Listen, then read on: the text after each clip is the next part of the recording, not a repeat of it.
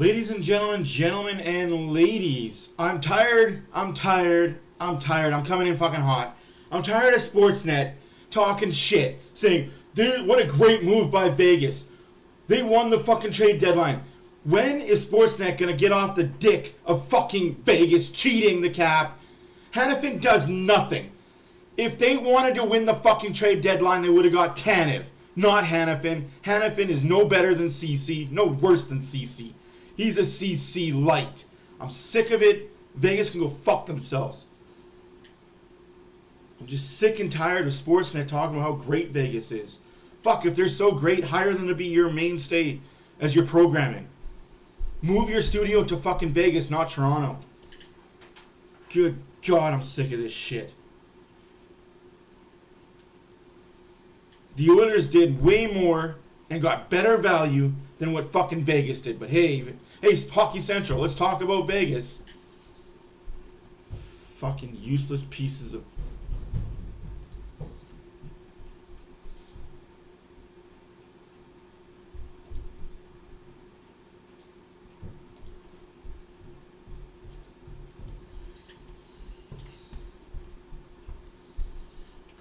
fucking over how great these people fucking think Vegas is. Nothing is official with the Carolina and Pittsburgh deal. Just because Michael Benting was scratched doesn't mean he's going to Carolina. The Rangers scratched 3 players tonight as well. Didn't mean he was going to the Rangers. Not trying to shit on anybody's parade. I'm just over all this freaking trade shit.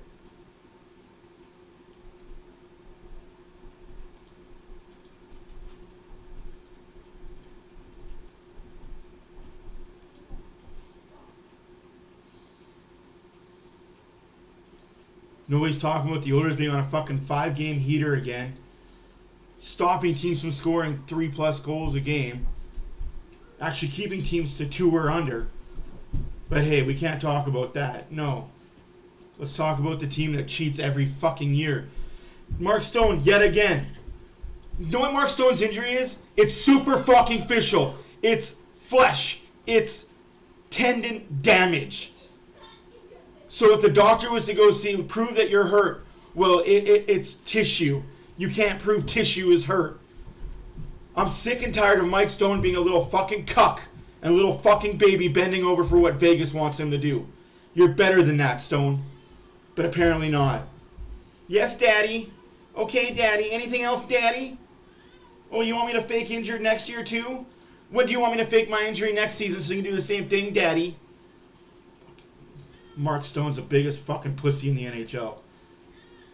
Ruptured spleen, my fucking ass. If you had a ruptured spleen, you wouldn't be fucking walking. No, instead, you're practicing every fucking day at the Vegas facility.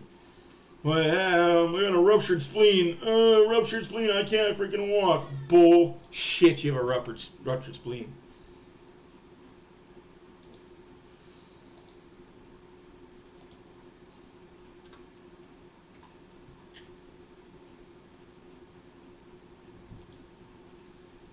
Sorry guys, just that fucking news irks me every time Vegas has to fucking make room on LTIR. It's Mark Stone that goes on LTIR.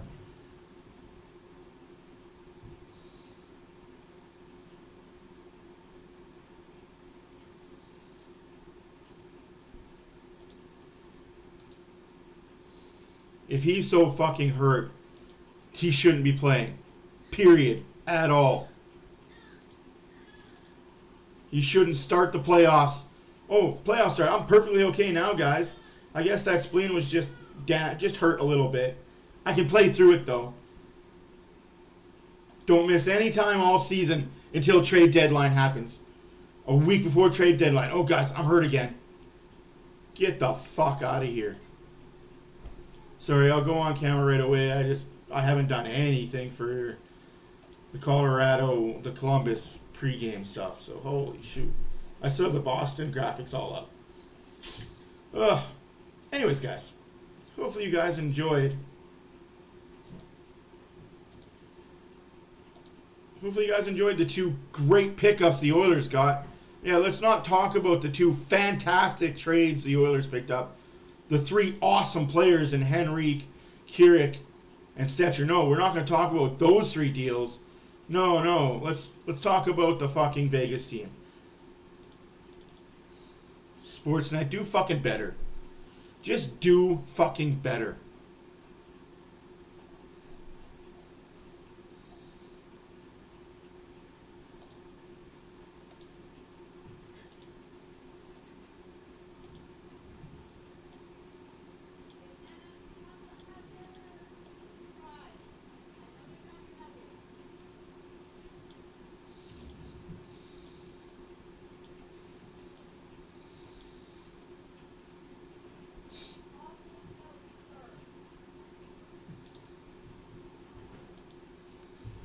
Sorry guys, I'm really heated. Just that just fucking irked me when I just walk in and that's what I have to hear on my TV is fucking how great Vegas is. Luke Gazdic, be better. I get that you're their new whipping boy and you're their new shiny toy and you don't want to upset the process. But be better.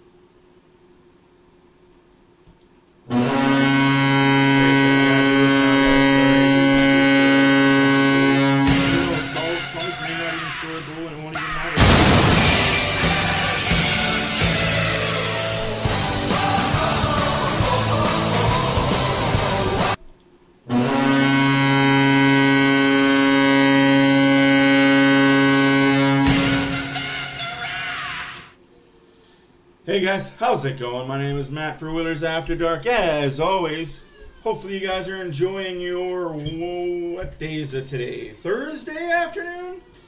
Trade was made Wednesday for two great players from Anaheim. Trade made today for a really good, solid defenseman. Again, Keurig, plus minus, great. He kills penalties. He takes penalties. Guy's a beast.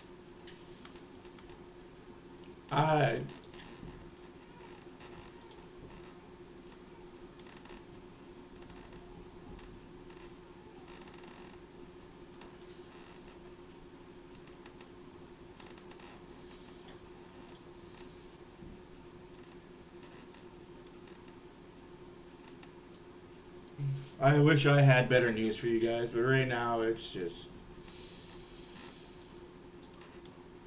You want a guy coming in hot.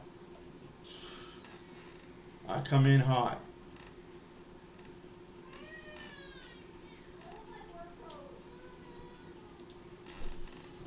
It's the Blue Jackets' first home game in a long time. Gotta deal with the stuff upstairs too.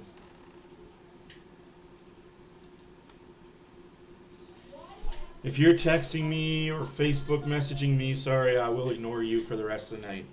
Don't care who you are, I'm in that mood of just...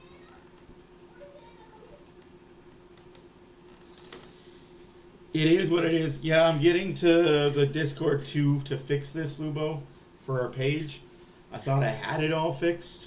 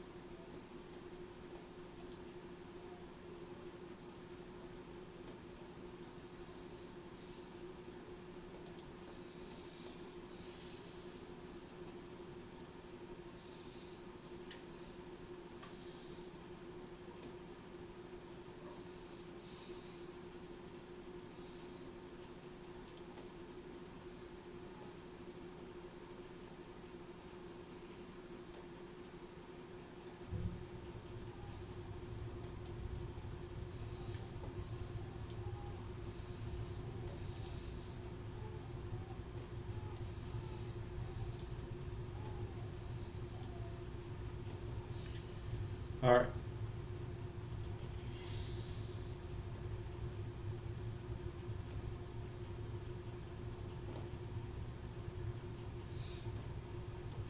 Hey, oil collector. Dude. Sorry, they're singing "O Canada" in the national anthem. I saw you, oil collector. I saw you picked up the new Connor Bedard series 2. I haven't been able to watch your video. I'll watch your video. Don't you worry. I always watch your videos. I gotta add to your plus minuses. There. Let me know, Lubo, if that is fixed. Hopefully that fixed the situation. If not, I will do better and fix it later myself.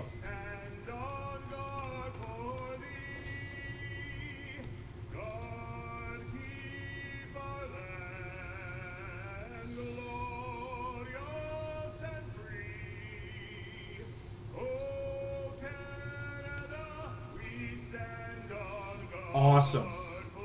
Yeah, it works. It works, man. Thank you. Appreciate you. Perfect. Alright, hopefully we get more traffic on the Discord. Guys, we have a brand new Discord. Please check it out. It's pretty cool. Thank you, Lubo, for doing that for us at Oilers After Dark on behalf of me, BW. Oh, I shouldn't speak on his behalf. My bad if that's not kosher.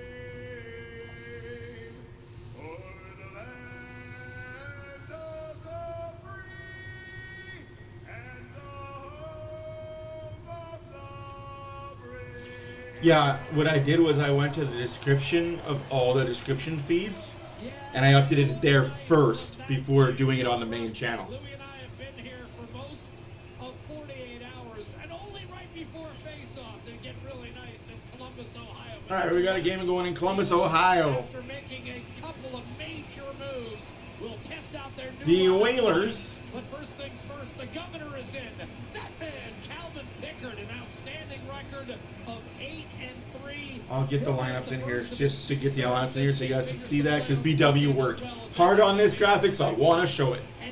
I feel like it's just right to be showing something that he worked hard on.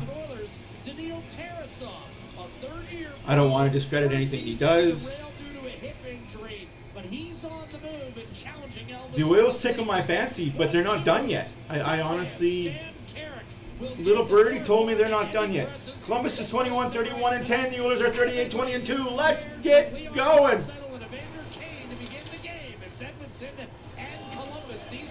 It's time.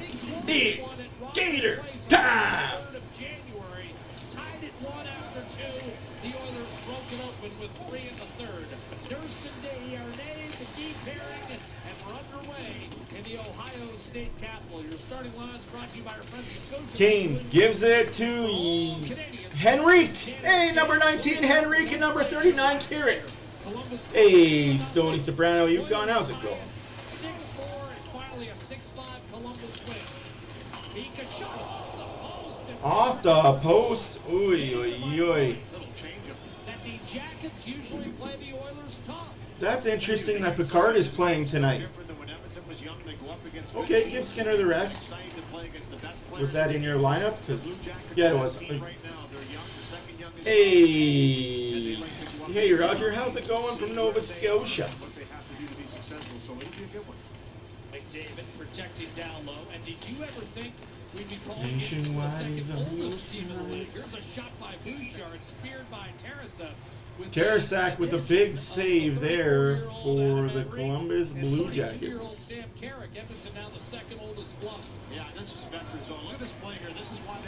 See, I think all views should be like this. I don't know if you guys are watching on sport. I wish that they would show the view from the camera, like overhead, from end to end. It would show so much of the game. But that's just me personally nitpicking. I feel like nitpicking a lot lately.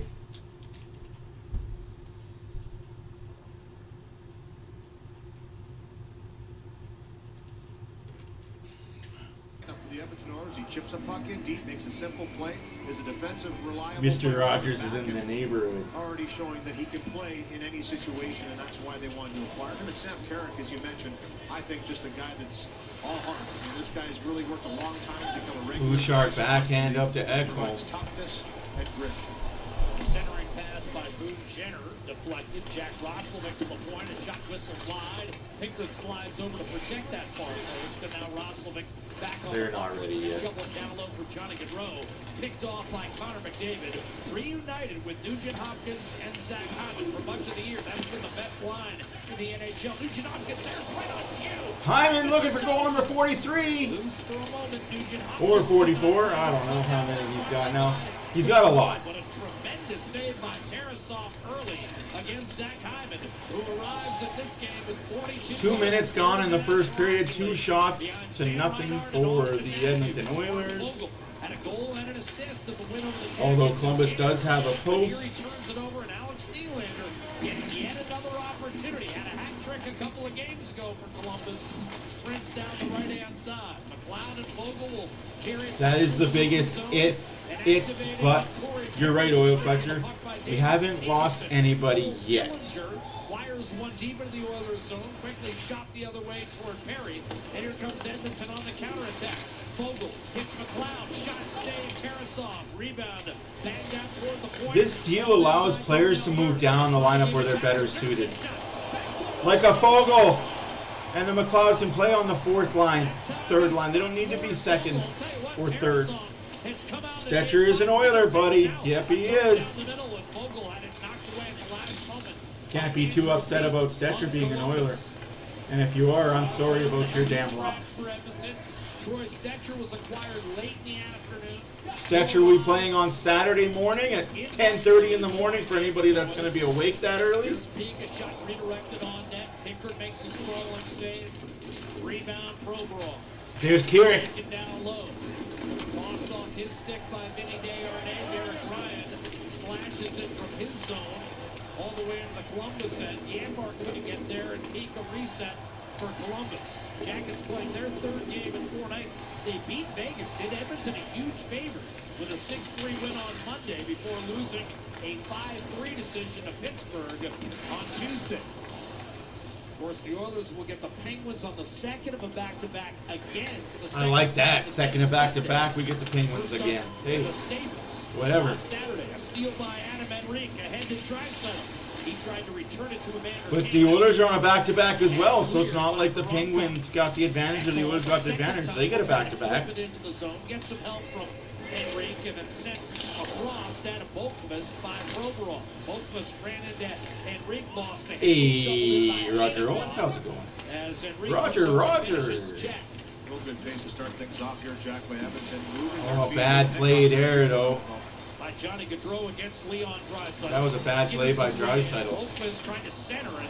I'm not sure what he was thinking there. Well behind Zach Werenski. Louis, he had a clear path to take that puck to the net. A little too much there. You want to get schooled on Troy Stetcher? Once again, and early on, you're seeing this from I'll school you guys on Troy Stetcher in first commercial break. Hyman to McDavid. Hits Kulak a shot, and that was just sent wide. Rebound. Ceci unable to hold the zone.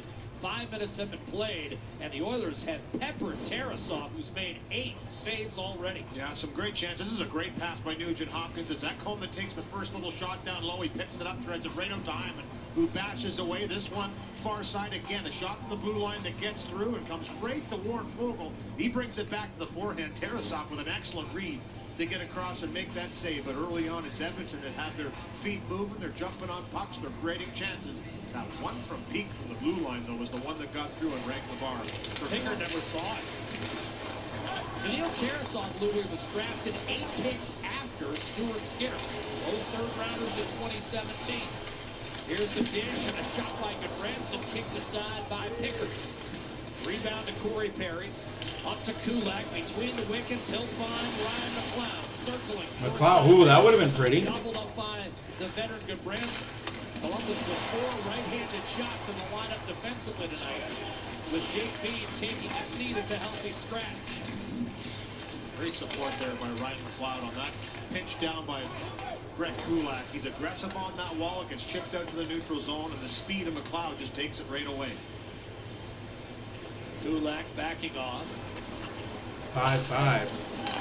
Shot clock keeps vacillating wildly here at Nationwide. Ooh, that's offside. 14:10 left to go in the first period. Shots are 5-2 for the Oilers. Brought to you by James H. Brown Accident Injury Lawyers, the heavy hitters in injury law.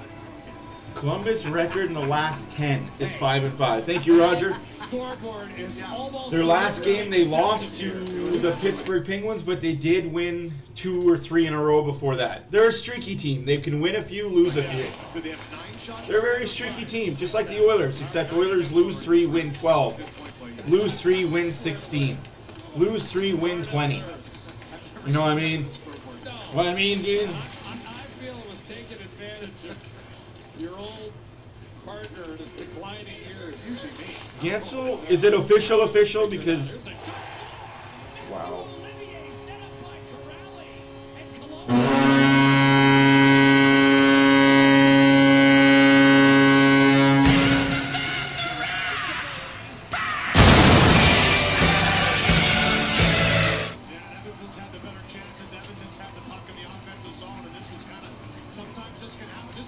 No words, man. That can't happen. Nurse, Desharnais. That's one Pickard has to have. And for Olivia, that's his second goal in 3 games. Had the game winner versus the Blackhawks a couple games ago, and he gets it away in a flash, short side on Pickard, 1-0 Columbus. Important now for Edmonton, though, not to get down on themselves as far as things not going their way and frustrated. Have to continue what they're doing, because it's creating them more chances and tighten things up in their own zone. And you're the only one talking about the game-winning goal he had against Chicago. Most people are talking about his fight with Rempe and the New York Rangers. Here's Adam Enrique to Ekholm. Even tough guys like to score you. Kane can't hold his own. By Voronkov.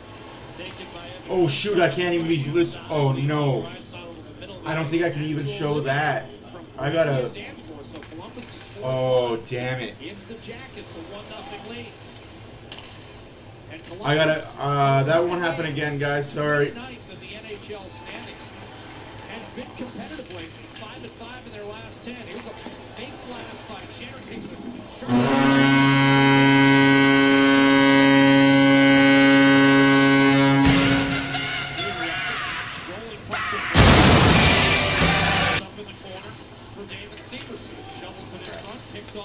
yeah. But no, Elliot Friedman also said the Rangers had Gensel today for Kaku and a first-round pick. So I don't want to hear any more about the insiders from anybody. They don't know as much as they think they know. Right back up the ice, and that's his #1 strength. He's got amazing skating stride. He's starting to use that to his advantage now and picking the right time to jump up into play. It won't even be Horn. I can't do any. I gotta change everything. Frick. Sorry guys, I gotta change everything. Oh, this is gonna be tough. To tie the game against Boston on Tuesday night, Draisaitl scored the second of his 2 to win it in overtime. Bumped by Perry as he entered the zone. Oh, you missed a breakdown defensively by Nurse and Desharnais, and a save that Skinner probably should have made. Sorry, not Skinner, Picard. That's delay of game. Winners on the power play. Let's go. Puck got up on the heel of the stick. Sean Corrali to the box. Edmonton down 1. This is it. Canada's truck sales event ends soon. Now get 0% financing for up to 60 months on select 2023 F-150s. They're here, right now, but not for long. BLT. What a brilliant idea. But Canadians would never take credit for someone else's work. 1-0 Colorado. Crispy chicken BLT though. And the extra 1-0 credit is Columbus. all yours. Guys, I'm struggling. I am struggling.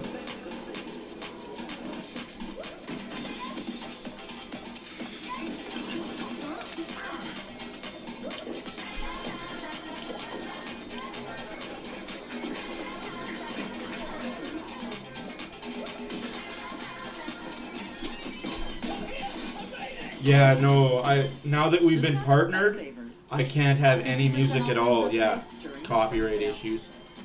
Yeah, I don't want to be taken down for playing a clip and having music in it. Today for zero enrollment and then only $29.99 a month. Cancel anytime. Hurry, deal ends March 15th. $49 annual fee applies. See Home Club for details. It sucks, but it is what it is.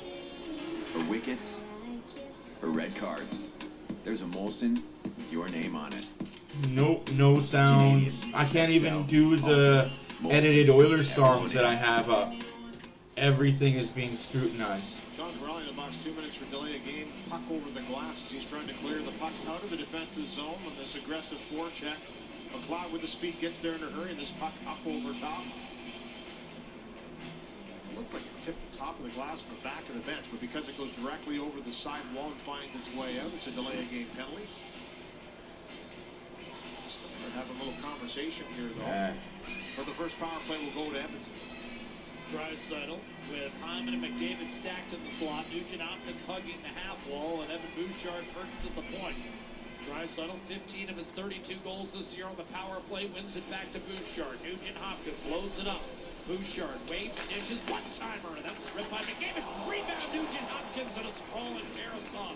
Help keep that out as the Jackets are able to force it up the right-hand side. And of course, Boone Jenner has it swatted down. Now, Columbus has been better on the kill as of late, 18 for their last 21, but they were nicked for 2 on Tuesday in the loss to Pittsburgh.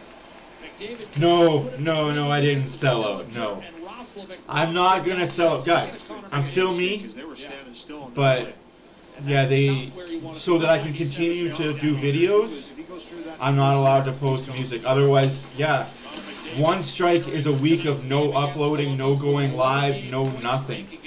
A second strike is a month of no uploading, no video, no nothing. A third strike is our channel gets taken down. I mean, would it be the end of the world if I wasn't around? No, you guys would survive. It should be noted, Louis, I mean, Edmonton has scored 8 Stoney, goals that's in the last awesome. couple games, all on the power play. In fact, the last 10 goals, not on the power play, but all at even strength. The power play has run a little bit cold, yet the Yeah, Oilers have scratched absolutely, out a guys. couple of 2-1 victories to 38 fall seconds off left to that go ball. in the Oilers power play.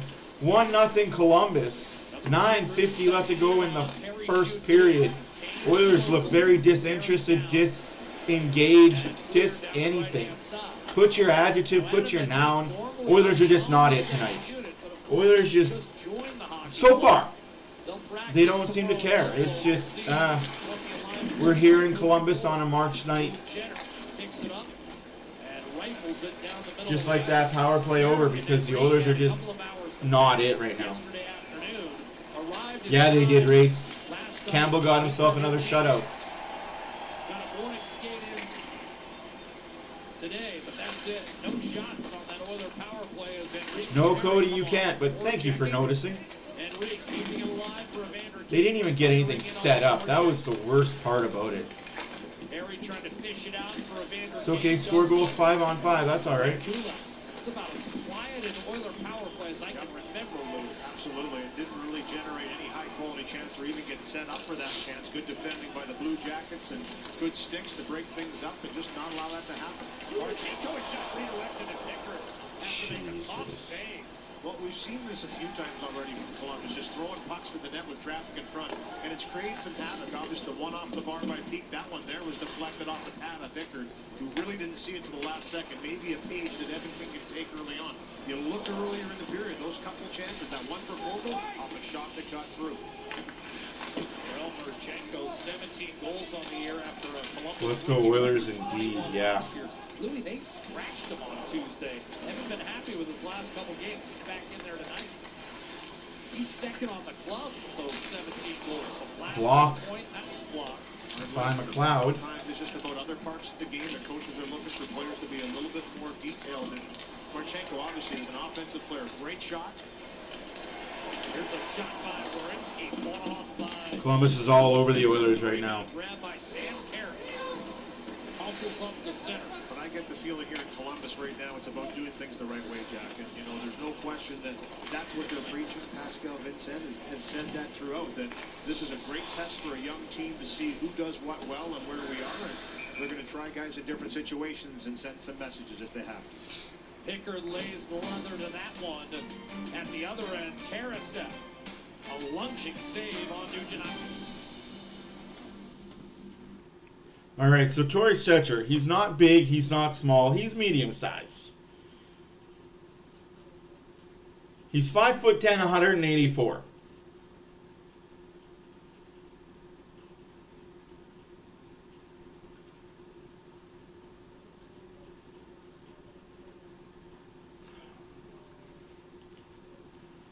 Career 487 games played, 19 goals, 89 assists, 108 points. This season he's got 47 games played, he's a +5.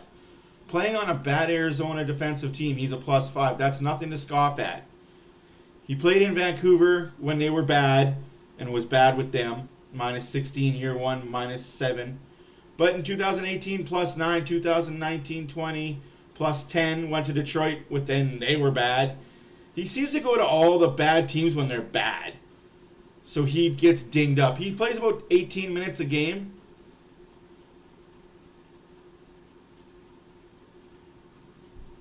He's your prototypical bottom six. He's going to be in a shutdown role.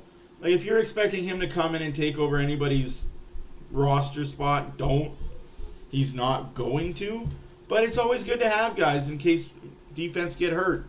It's always good to have that veteran guy to come in and kind of shore up the bottom six.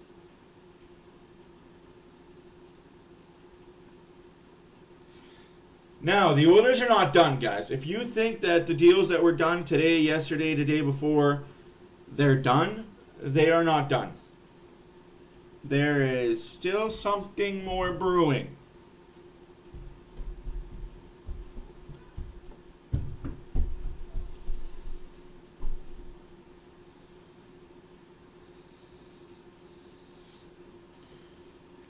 But are excited about being Oilers.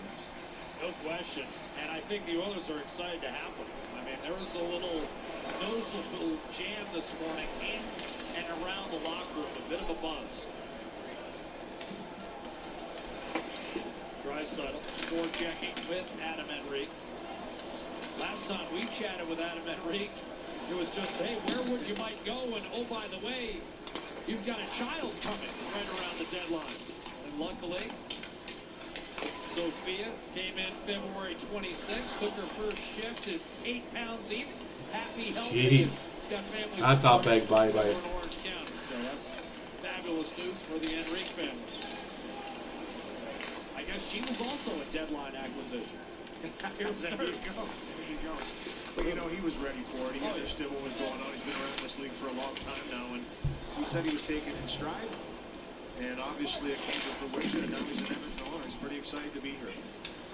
Along with Sankara. Able to keep it in the zone. Severson pitchforks it out to center. Oilers will wait to tag back up. Nugent-Hopkins kicks it back to Ekholm. All of a sudden, the pace is slowed significantly. He moves the puck really well, guys. Troy Stetcher. Right outside, Roslovic, middle of the ice, over the no penalty call. Moves the puck really, really well. With that non-call as McDavid clears to Zach Hyman. Jackets coming dangerously close to building a 2-0 lead. Now Now McDavid looking for the equalizer. 1-on-5. Jackets collapse. Ekholm put it down low. McDavid short side. And that glanced off the outside of the post from Nugent Hopkins. A clear. Oilers got to shore up that defense. Cannot be giving clear-cut breakaways to a young Columbus team. Across to Zach Werenski was unavailable the last time these two teams squared off. He's a guy who's had double-digit goals on 5 separate occasions. Here's a shoveling shot by Gaudreau with Shane Pickard, and the Pickard had it in his glove. Was chopped down by Boone Jenner. Ref, you got to call that glove in hand, man. My bad. Yeah, my bad. I fucked up. Yeah, you did. Connor McDavid doing it at the defensive end. Raptors, Suns, tonight on Sportsnet 1.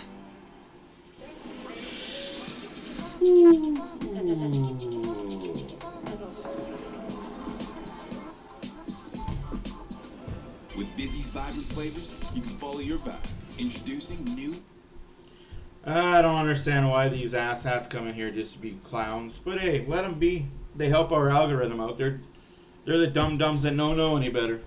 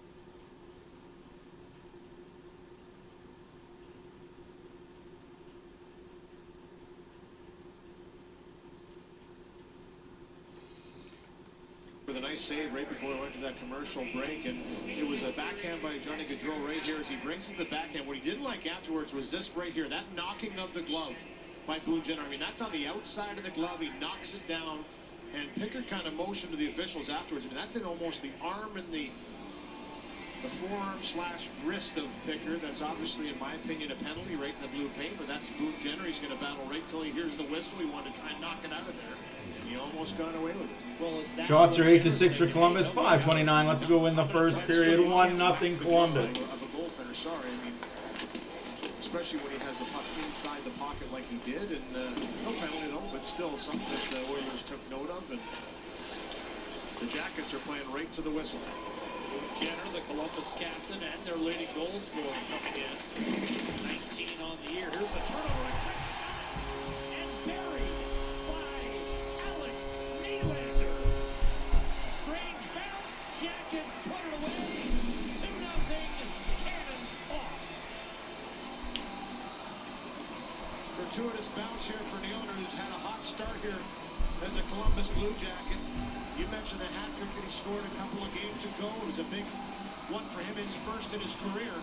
And here again, this puck goes around. It was waved off on the icing here. And Cody Ceci kind of goes back, thinks it's going to be waved down on the icing. As he reverses it, it just gets picked Why was that off. waved off by the icing? I don't understand that.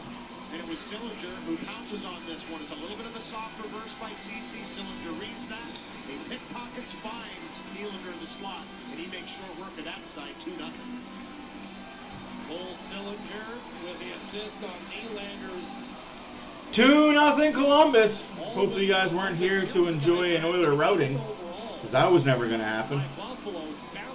And now we're going to get the trolls. Yes, yes, yes. Welcome. Welcome to Oiler country. We got to fight. Ding, ding, ding, ding, ding, ding, ding, ding. Herrick versus Oliver. Let's go. Let's go. Olivier lands a couple of chopping rights. Carrick fires back to the right of his own. Carrick lands a right hand. Another big right hand. Helmet popped off. Whistling right hook from Olivier. Carrick stays on his feet. Overhand right, a big short. Real slugging here. Couple left jabs from Matthew Olivier. Olivier, you're like 20 pounds heavier and 2 inches taller. You big puss. What a fight by Keurig. Way to make it fucking known. Way to go, buddy. That's what you gotta do. Oilers are winning this fucking game. They know each other well, and he challenges him right off the face-off. And you were talking about that fight with Olivier and Big Rat, Matt Rempe from the New York Rangers, and he chopped him down. And they go out of here, a little jostling between Janmark and Olivier. And he says, yeah, we're going to have ourselves a little go here. Let's get this done. And they have a little conversation. And both guys drop the gloves, square off, a lengthy square off. And each guy got a pretty good shot in early. And then Olivier with a takedown afterwards. But a nice spirited bout for his first game with the Edmonton Oilers for Karen. Can't be mad about that, folks. Cannot be mad about that. Again, Carrick's defending Janmark a little bit there, but he also is mindful of the fact that this is not the start Edmonton wanted in Columbus. No, this is not the start the Oilers wanted. It's a bad start by the Oilers. Both the players that have come on board in the lineup tonight for Edmonton understand they're coming to a playoff team. 4:47 left to go in the first period. 2-0 Columbus. They want to blend in. Another turn just made some friends. 3-0. Shouldn't have started Picard. I don't understand why we started Picard. His 17th, that ties the NHL rookie lead. And similar to the last goal, this puck just pops right out. And it's a real It is what it is, folks. It is what it is. Jackets, they were on their heels for the first part of this game. They've come What a out bad that pass. storm, and now Fucking Fogle, man. have the lead in this You can't defend that. Anybody who defends that is fucking an idiot. Fogle, that's a bad pass and you cannot fucking make in the NHL. He's a big customer. What a Fucking idiot. he's having after parts of 5 years in the KHL. Make short work again of that shot in the slot. 3-0 Blue Jackets. 4.5 to play now. 4.5 minutes left to play in the first period. What kind of testicle fortitude do the Oilers have in this one? Yes, I'm well aware the haters are going to come. Let them hate. Ask how Vegas did last game. Or a deal with your favorite I don't think they've done too well the last 10 games. I think they're way below 500. Everyday deal. Pizza 73, the official pizza of game night and the Edmonton Oilers. Thank you for being here, Jerry from Last start Georgia. Last year in this building, Louis, Edmonton dug themselves a 4-0 hole, got it even, but ended up losing the game 6-5. Bouchard off the draw. No, Kane's not walking this summer. If Kane walks this summer, they're going to go after a bigger fish. So we'll see it. Blast by Ekholm, and that's by an aggressive Tarasov, whom I will say set a certain tone early with some good stops. Huge stops. You know, one short side on Fogle, the one right in the slot by Hyman. I mean, that was a point-blank shot on a nice feed from Ryan Nugent. I'm watching the game on Sportsnet. I'm also listening to it on the Columbus Bally Sports team. It's from behind the goal line. They're excited about this 3-0 victory right now. They're claiming victory already. Not enough traffic, I thought. They're very happy about what their team has done. Kind of tweak a little bit and start to make it a little more difficult on them. Shifters themselves back into this game because they're down 3-0 early. You don't have to get it all back in one shift. Chip You can away. No, he's just not a fan of the Oilers. sending it down low. Zach Hyman directly behind the net as it's taken away by Zach Werenski. That was a bit early there, Jerry. I'm still going to say what my original score was. I honestly think it's going to be 4-3. I know I said in Discord 3-1 Edmonton, but I think it's going to be 4-3. They'll come back. Kulak, but that's going to be grabbed by Pickard, and the faceoff will come to his left. And you know, after a start, Oh, I agree, Adam. I agree. Say was don't get deflated, keep doing what you're doing, get pucks in behind, make this team defend it. You know, they've been opportunistic in their chances. They have been taking shots every chance they get. Now have the 10-7 lead in the shot. Hey, Bear, how's it going? I agree, Cody. Pull Picard, send a message. I don't know why they started Picard tonight. The draw won by Cylinder. Did they honestly think this was going to be an easy mollywop game? By Pickard. No. Unless this is his final start. Kicks it out. One-timer ripped on net. Pickard makes the Saved by on it. Picard. Lopez, 3:26 to go in the first. I'm not going to foreshadow anything, Though, again, no but I will no prefaces trying to change This was always going to be his final start. We could see Campbell next week. Maybe Sunday. Letting his team play its way out of it. Well, you know, you look at the 3 goals that were scored against, and 2 of them were just, quite frankly, on turnovers. It was a reversal that was picked off. Good play by Sillinger to slip it out to the slot for Nylander. The Voronkov goal, I mean, he just picked that one off in the middle of the ice. It was a back-clearing attempt out of the zone. And bam, it's on his tape. And you got to give Corelli credit for the pass he made out to Olivier to start things off. Columbus did come with legs, Kimo. They definitely came with legs. That's okay. This is a team that's learned how to let leads slip away, start to plant that seed. You're going to go to work and you're going to chip away. Go that far, but the ability to score goals and go to work. And on the other side of the court, you're talking about Edmonton, the league leader in comeback victories this year with 20. Icing ball. Yeah, no, Lubo, that last one was not on Picard at all. That's on number 37, Warren fucking Fogle. I'm not going to sugarcoat it. I'm tired of the way this kid plays 55% of the time. 45% of the time, he's amazing. He can be top 2 on the top 2 pair lines. Perfect. 55% of the time, he's a depth forward, 13th forward, 14th forward. And I've made no bones about it. His salary is not good for the Oilers. He's gone at the end of the year, so I'm just going to leave him alone. Don't kick a guy when he's down type scenario. Thrown across by Werenski. Oakvist to the middle of the ice. Regrouping his Texier. Shot snapped toward the net by Werenski. And now you've got both. Vancouver has sucked too, just like I predicted. Unfortunately, I hate being right, but sometimes it's good to be right. And Leon Draisaitl gathers himself, beats one man. Shakes off a check from Nylander, but his pass. Yeah, down 3 already. It's okay, Dan. Team has not shown up. Team. Have to be corralled back in the Edmonton zone. Edmonton just doesn't do first periods. They sleepwalk through a lot of first periods. Draisaitl shot, save made by their goalie. And Draisaitl thought that an Oiler was behind him. He wasn't. I like that shot from Leon Draisaitl. Don't try and force another pass. The Blue Jackets are pretty good with I'm okay with being down 3 early because there's 40 minutes left. Oilers are going to come back. It's what the Oilers do. They like to be comeback kids. Whereas the Calgary Flames were like 4 years ago, the Cardiac Kids always down by 3 goals, always came back to win the games in overtime. Remember that season, guys, when Calgary would always go down by 3 or more and find ways to win in overtime?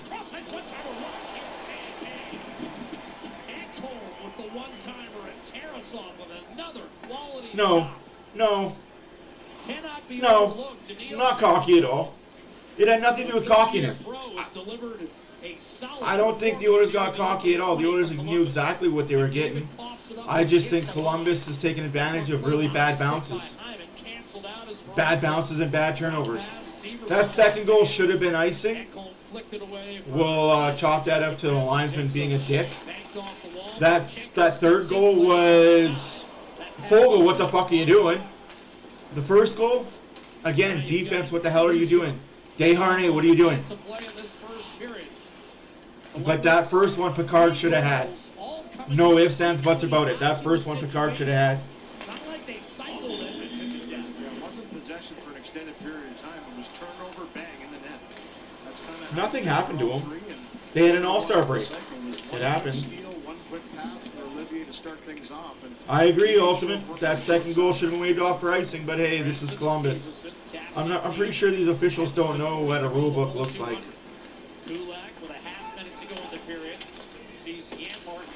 Last minute to play in the first period. Last minute to play. I have Telus, so 9-11, I want to say.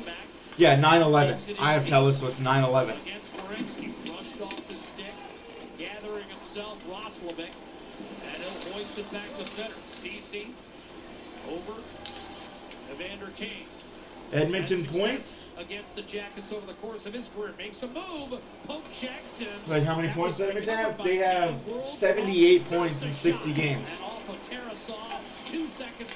They win this game, they'll have 80 points. Guys, I'm going to quickly skim through the out-of-town scoreboard because I have a phone call I have to make. There's a few games on the shed. There's a few games on the schedule tonight.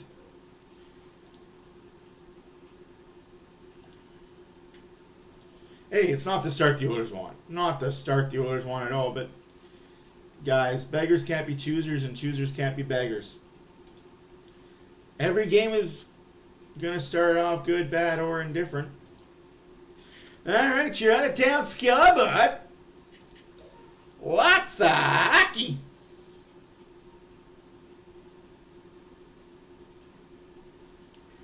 Damn, we are just leading.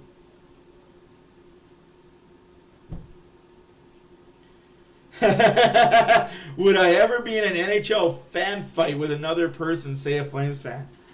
No, because I like my freedom. I like not being in jail.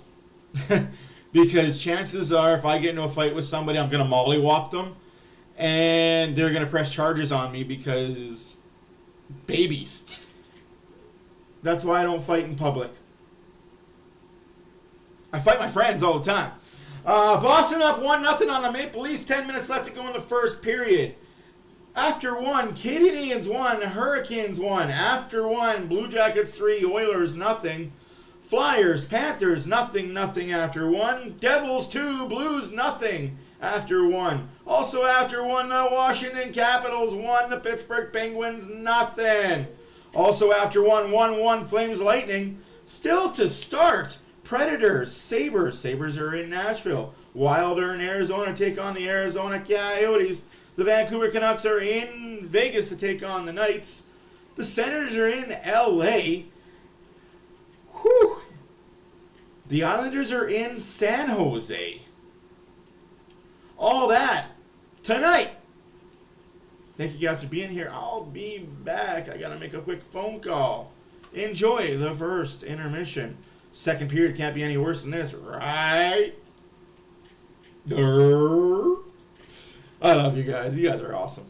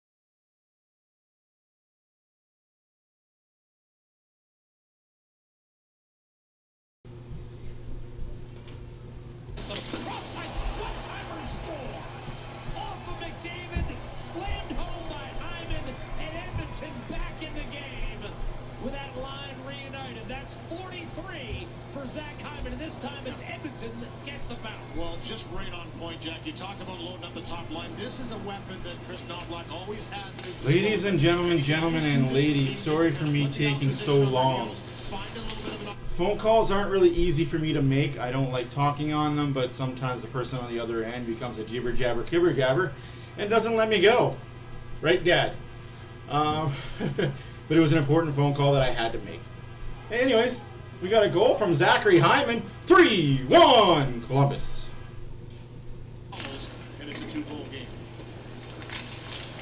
I'm not sure, did that reach McDavid? I couldn't tell because Texier was in the mix there. Might have just gone off the skate. I thought McDavid made contact with it. Right now, they're giving assists to McDavid and Draisaitl.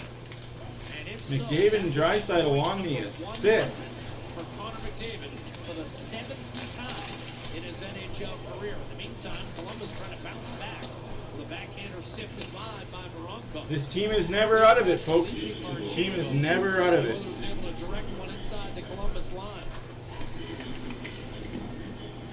100th point of the season, Connor McDavid. Oh, now that's icing. That's icing, but the other one wasn't. You dumb tit.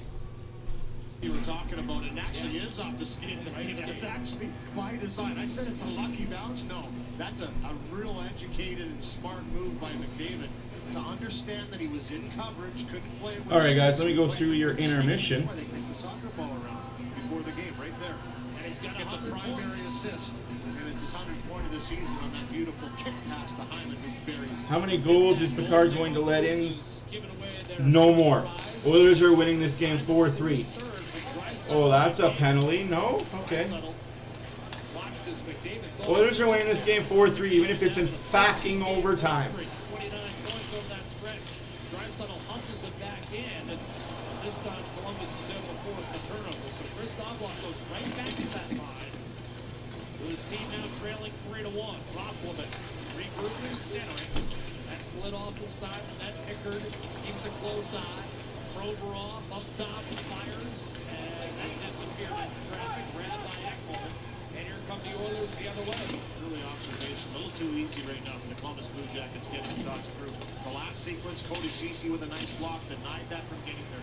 Provorov just kind of put that where he wanted to.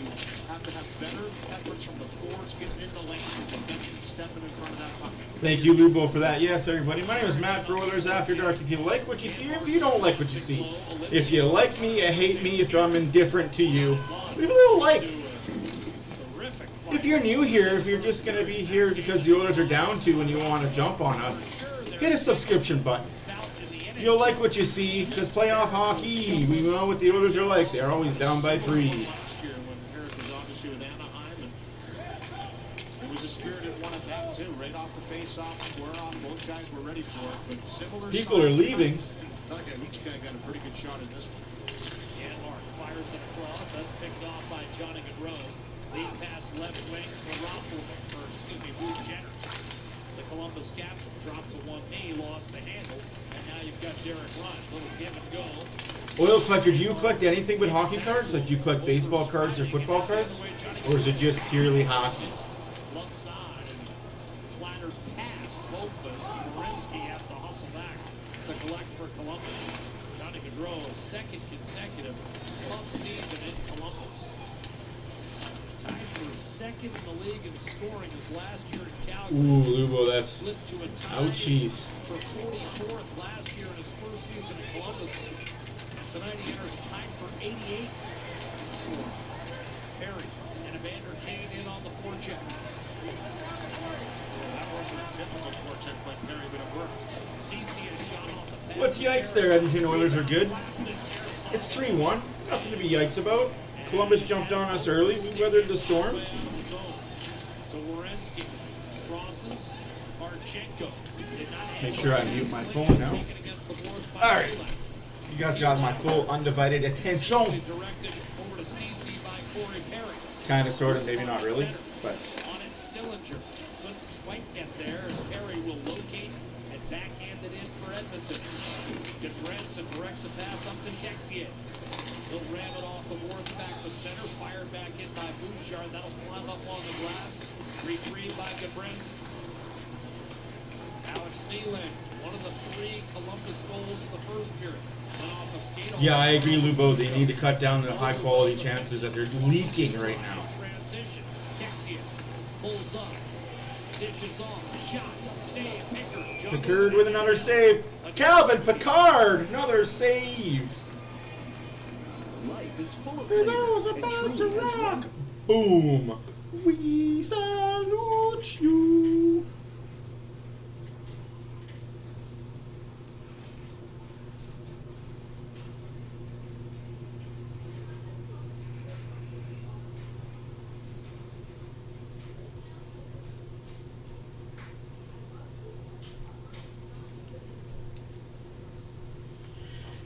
Whew.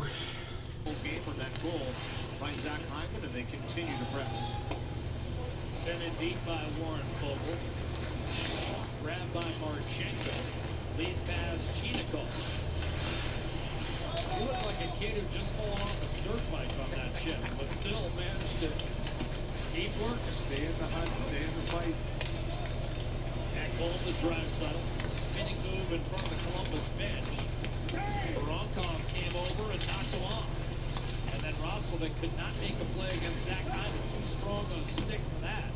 Poked in deep by Edmonton. Reversed a big hit by McDavid on Provorov. He's landed a couple of big ones. Jenner got away with taking the stick away from Desharnais. Challenges him, drops it off. Roslovic, another pass. Gaudreau behind the net. Centers unable to finish with Jenner. As Desharnais was in his way. Still without a stick. Out to the point, Boqvist. Werenski. Johnny Gaudreau not really facing the net, now gets it back. Hyman gave Desharnais a stick. It's a little short, but it'll work. Shot off the Pickard against Roslovic. 13:22 to go in the second. You're just trying to crack me up with that line. Zach Hyman celebrates his 43rd. Edmonton back in the game. 43rd goal this season.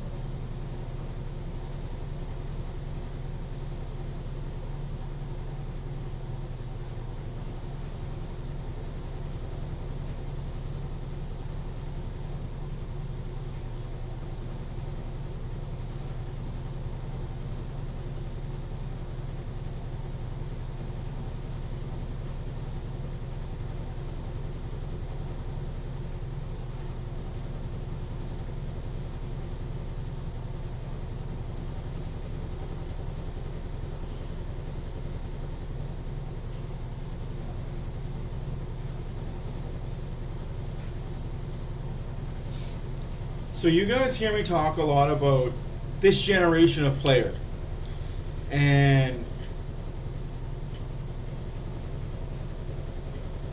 how greedy they are. They don't care about championships anymore. They care about the money and the maximization of money and profit. So that's why you're seeing a lot of these younger kids stay with weak teams, because it's easy for them. It's easy money. They don't have to deal with Canadian media. There's a reason why certain guys are better suited for the Canadian market than others. There's a reason why they have no trade clauses to 7 teams and they're all Canadian teams. They'd rather collect a paycheck and okay with being on a loser team than play for a cup. Not all guys, but I'm going to say 75% of the league right now is that way. Try and fight me on it. I know for sure that's the facts. 75% of the league in America, playing on American teams, are comfortable not playing to win a cup because the paychecks are pretty nice. But that's a side effect of Canadian market. Maple syrup. I told your home province has got quite a bit. Yeah, quite a bit.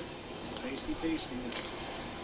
Obviously, that's probably pretty good too. We're gonna have to get Gino to find some of that for us. Wheeling, shooting. Texier watched it redirected up over top of the net. Jake Bean. Also 2 young children, Mike Elementary, sons Liam and Jack. Said the oldest is Also, some news today. Somewhere else to play hockey Bukestad's wife just gave birth to another baby. Congratulations to Bukestad, former Oiler. Darnell Nurse up the right hand Nice side. little family man going down there. Loud off to Nurse, and here are the Oilers 3-on-2. Kane across, shot, save on Nugent Hopkins, and another good one from Tarasov. I mean, that was a shot. I wouldn't say it was a 10-bell save. It's a save you should make at the NHL level. Resulting in Edmonton's first goal. Now a turnover. Puck loose. Absolutely. And Tarasov got a quick whistle there, and he needed one. Tarasov gets a quick whistle, but Calvin Pickard doesn't get it. Instead, he gets his arm slashed. Good God. Officiating in the NHL, top notch as always. Still up for grabs, and they kept chopping away. I don't mind this from Edmonton. It's one thing you can count on in NHL officiating. They don't know what they're doing. Early kind of knocked the glove of Calvin Pickard. They've been much in power when they can. Good transitional play here with Darnell Nurse jumping up and two quick passes, and this is a great shot selection here by Nugent Hopkins. Corrals it, fakes like he's going to go back to the middle, then zips it towards the net. Tarasov handled it well. Does the addition of a guy like Carrick help Evander Kane from the physical Just aspect? makes your team bigger. That's everybody. Everybody's a little bit bigger when you know you have another guy in the mix that's willing to do what we just saw him do as one of the toughest guys in the National Hockey League. No Edmonton Oil so good. So he's not afraid This was never going to be an easy win. at the same time. I don't know why people think that, because the team is low in the standings, that it's going to be an easy win. Low on those And I'm not just signaling you out. I see it all the time when we play Arizona, we play Anaheim, we play Columbus, we play Buffaloes, the Chicagos. Helmet came off on Zach. Helmet came off because it got ripped off. Check in front. And that's going to be grabbed. Jackets What a off joke, the ref. inside. You're a fucking clown. Off his linemate Glaslovic. Keep wearing your clown shoes. Johnny Gaudreau, and now McDavid could not slither a pass through Sean Corrali. You saw Hyman try and put his helmet on there once, and for whatever reason, with the Ridiculous. glove on, he just couldn't get the ear flaps out of the helmet. Sometimes they'll bend inwards in the helmet. You got to pull them out before you can put them on. And That's good to you hear, can see Oil he kept Cool. himself out of the play, though. That's why the official did not give him a penalty. If he would have activated and got a stick in the play at all, it's 2 minutes. A blast by Ceci that was blocked in front. Enrique in the vicinity, then it was flubbed. I agree, Lubo. A cup gets your name etched in history. Columbus's defense. Money goes away, but Provorov getting Hey, it man. from Andrew Peak, spilled in by some people aren't always about the winning, One of the especially early in their career, Edmonton spotted because they think, oh, well, eventually I'll get there. Oilers have gotten one back. When I'm 30 plus, that's when I'll go put myself on a good team. When I've got nothing left to give. Put it off the glass. And that'll be grabbed Sucks, by but Ceci. Again, the that's Jackets physics. made a That's man not physics. That's the way hockey minds work right now. Connolly is the most in the NHL. It's all about that bread and social media image. Off the stick award. They care more about their sponsors and their TikTok looks than they do about winning that Stanley Cup. Through the lanes and getting it to the net. In case you're coming in late, Matthew Olivier scored the first goal for Columbus in the first period at 6:20, followed by Alexander Nylander at 14:56. Dmitry Volkanov scored at 15:21 to make it 3-0 in Columbus after one. In the second period, Zachary Hyman with his 43rd, assisted by McDavid and Draisaitl. That's your up-to-the-minute scoring. They are dead even in goal Shots were 11-10 for the Oilers in the first period, so far 5-4. Desharnais shot it. That ricochet. Oops. Good face-off win by them, too, to set it up. Derek Ryan back on the puck, threw it across. Here's Darnell Nurse trying to fire it inside, and that was broken up. And both Carrick and Adam Enrique, Louis, as we know, can play center. Something Kenny Holland talked about, too, obviously, when you acquire... Do I agree with Paul Bissonnette on what, sorry? And hopefully mesh with the group. I mean, he talked about chemistry a lot. I definitely do agree with Paul Bissonnette. Something has to be done. Hey, Madison, how's it going? Something absolutely has to be done with this bullshit circumventing cap. And it's always the same player. Mark Stone, and I'm going to say this again in case you guys missed the opening rant that I had before I came live. Mark Stone, you cuck. You fucking cuck. Stop being a bitch baby and ruin your reputation by always saying, I'll take the leave. I won't play for the last 25 games. It's okay. It's okay. I don't need to play for 25 games. I'll still collect a paycheck. Every injury you've had in the last 3 seasons has tissue. It's not ligament, it's not bone, it's fucking tissue. Every injury you've had and claimed LTIR has been tissue. Go fuck yourself, you little baby. You've played through it. You played through it through the first 46 games. Can't for the last 20 though. I think Vegas should be dinged, and teams should stop trading with Vegas. But GMs know they're willing to give up that first round draft pick, willing to give up their prospects to get rid of their player. And maybe that's the break Edmonton needs. Mark that one down halfway through the hockey game. Instead of 4-1, Pickard gets a post, and here comes Corey Perry. Bouchard overskates the fucking puck. Now, Perry will put it inadvertently out of play as it went up off the plexi and sailed into the net. 9:03 to go in the second period, and Columbus comes that close. The next CBA is going to have a playoff salary cap. I'm going to tell you guys right now, the next CBA will have a playoff salary cap put into it. Here's your salary cap, play within it. If you can't play within the salary cap, get the fuck out of here. Hey, another post, I'm okay with that. It's all the goalie gave him. If all you're shooting at is post, that means the goalie's got the net covered. I like that. But yeah, there needs to definitely be something done with the circumventing of these freaking cap rules. And that goes for the Oilers too when they try and do it. And the boys are okay. It's a Thursday 5 o'clock start, 7 o'clock there. They'll figure it out. If they don't, well, that's on them. Can't win them all, right? But you can damn sure try.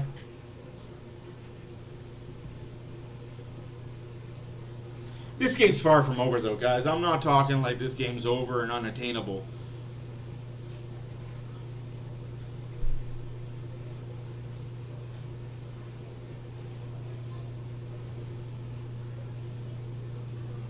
But I would love to see the Oilers start the games on time. That would be great.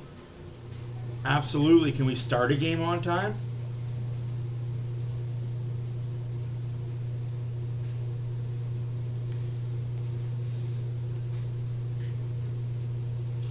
For his 43rd goal of the season, that is the 100th point this season for Connor McDavid. Yet again, his 7th in his National Hockey League career.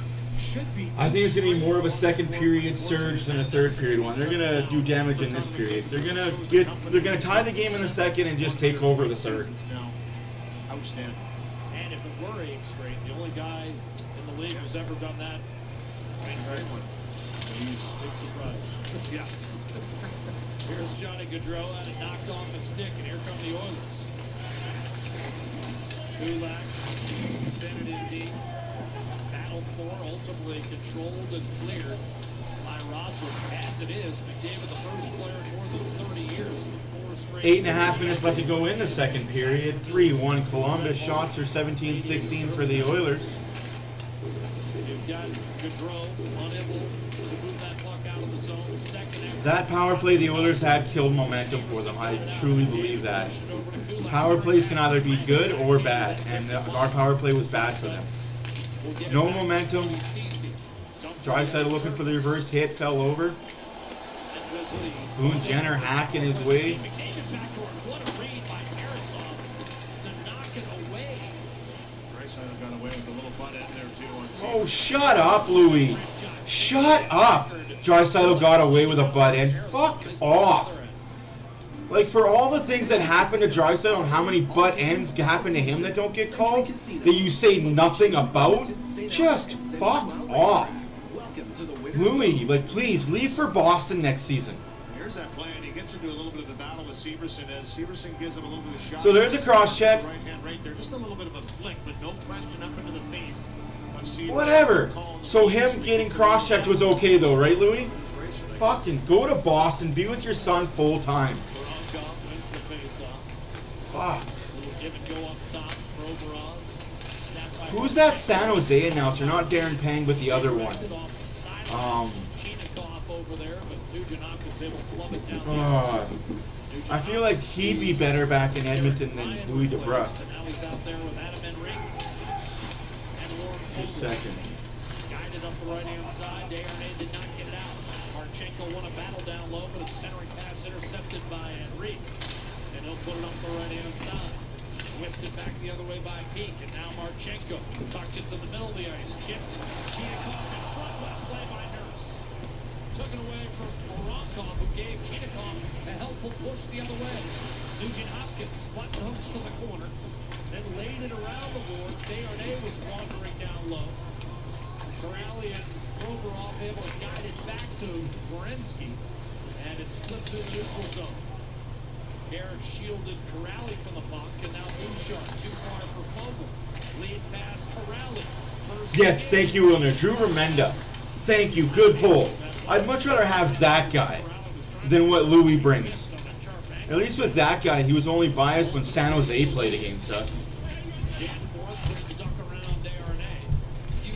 Good God. And the Jackets able to regain Werenski against Matthias Janmark with 6.5 to go here in the second. Danforth hustles over.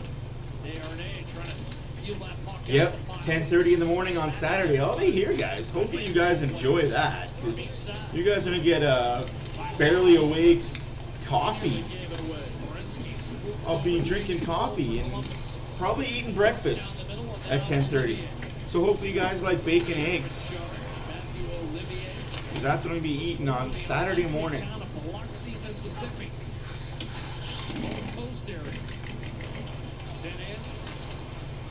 This goalie is very poke check happy, much like Leon from Detroit.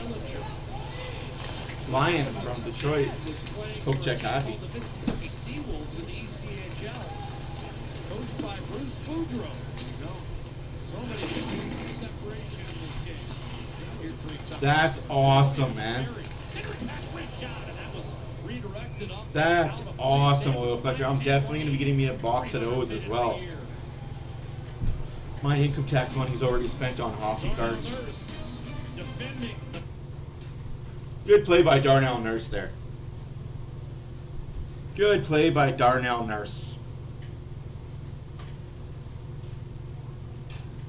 It's wake up time for the Oilers, though. Time to smell that coffee. No cinnamon toast. I'm an eggs and bacon kind of guy. I'm not big on cereal.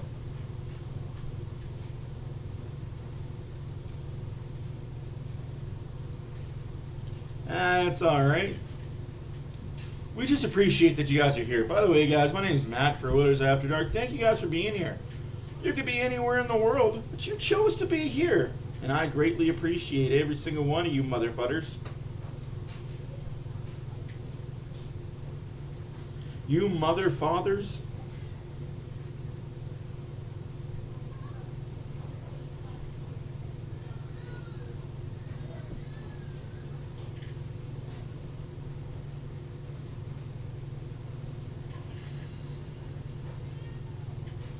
We've got 25 people watching. Let's get those likes up. I promise I don't bite. We got 11 likes, 25 people. We can do better, guys. I know we can do better. The Oilers are down by 2. Where's all the haters? Yeah, it's going to be expensive for me, too. / women's history. As we get closer to the trade deadline being 3 p.m. Eastern tomorrow, certainly in lead up to it, Connor McDavid has been asked That's about okay. his thoughts. So is Corey Perry, who was discussing his former teammate Adam Enrique this morning and saying that when he played alongside Enrique, My wife is already dreading the money. at center, but what an addition for the team, and the captain went That's on mother trucker. Yeah, you're the mother trucker. Absolutely. He called yesterday a great day for the team, did the captain, and the addition of Adam Enrique and Sam Carrick. So You Jack, mother... you'd never like to see friends leave, but when you have players like that available, it is the job. Hello out there, we're on the air. She's hockey night tonight. Bouchard a blast off the draw. That's caught cleanly by Tarasov. And Louis, does that resonate within the room that they've got help from up top as a reward for what they've done through the first 60 games of the year. Undeniably, it does. The team understands that the management, the hockey operations are trying to get them help, or trying to help them get over that edge and provide them the players that they feel can complement the players that are already here.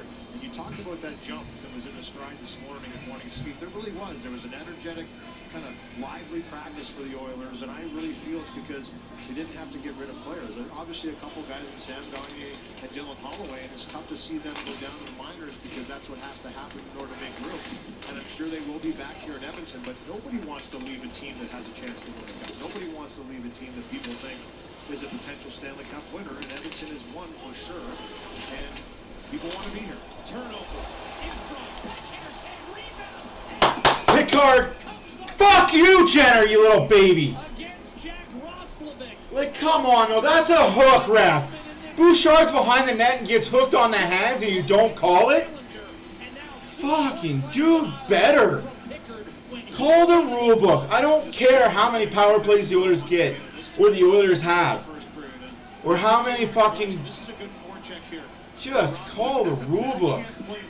Bouchard's trying to make through traffic, and it gets picked off. I mean, it's just not a high percentage play. He has the boards right in front of him. He can put it off the glass. He can reverse it, and he tries to go through coverage, and it almost costs him. Come on, Edmonton, wake up, though. Your goalie's giving you the chance. In this second period, in a 2-goal game, stop doing that. You're feeding this play of the Columbus Blue Jackets. Great save by Picard. Absolutely. We got 450 left to go. Oh, that makes sense. The lead remains with a home team, but they've seen a couple of terrific opportunities get away here. And when you're a team that's had as much problems protecting leads as Columbus, that can become a psychological disadvantage when you don't have a big enough lead to protect. Here's Nugent Hopkins sending it in deep. Winning a battle against Provorov. Gets back in the play. The two continue to jostle. Upper and close by is Chinikov. Finally, it's raked down the pile to Marchenko. He's hit hard by Ceci. Provorov left it for Andrew Peake. He whipped. Turned it over. Nugent Hopkins. Back to the point. Kulak tried to stay with it. Another chance for a Columbus clear. Voronkov this time. Did not get it done. Nugent Hopkins steps. Maybe. Ceci. Take the shot. Let it fly. Save. Rebound. In ball just wide. I don't think they should be winning, but there's just been turnovers. But that's a fair assessment, I guess. I won't discredit that, but I think there's a lot of factors that go into why they're not winning. Turnovers, getting tackled. You know, it's okay. You're 86 for Columbus, a no-name third-year player, but hey, you're allowed to jump on a guy.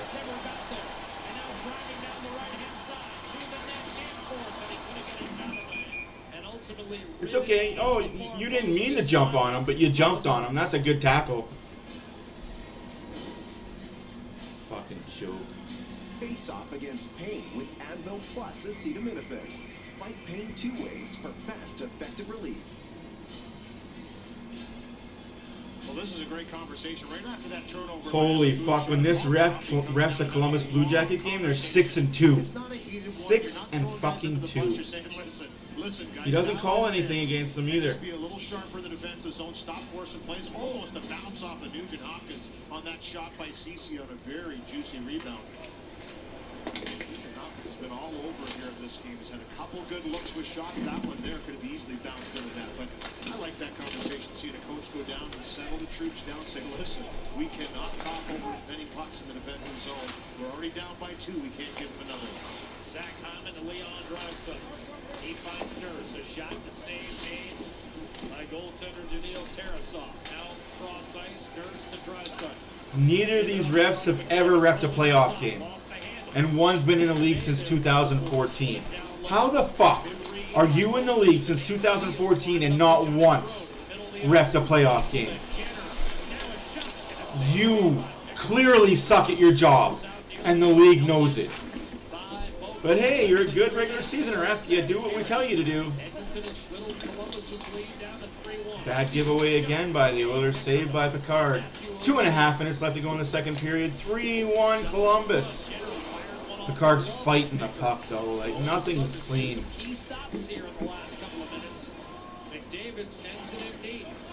The refs are Tom Chinskowski and Mitch Dunning. Mitch Dunning has been a ref since 2019.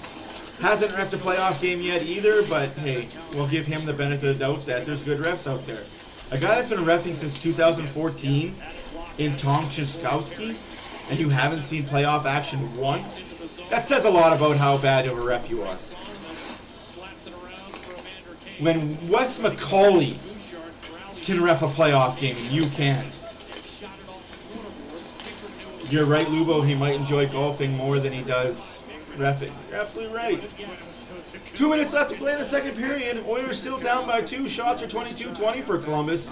Oilers going to need a third period power comeback. They don't want any hope of winning this one. Worse things have happened. Stranger things have happened. Pass it to Boosh. Shoot the puck. No.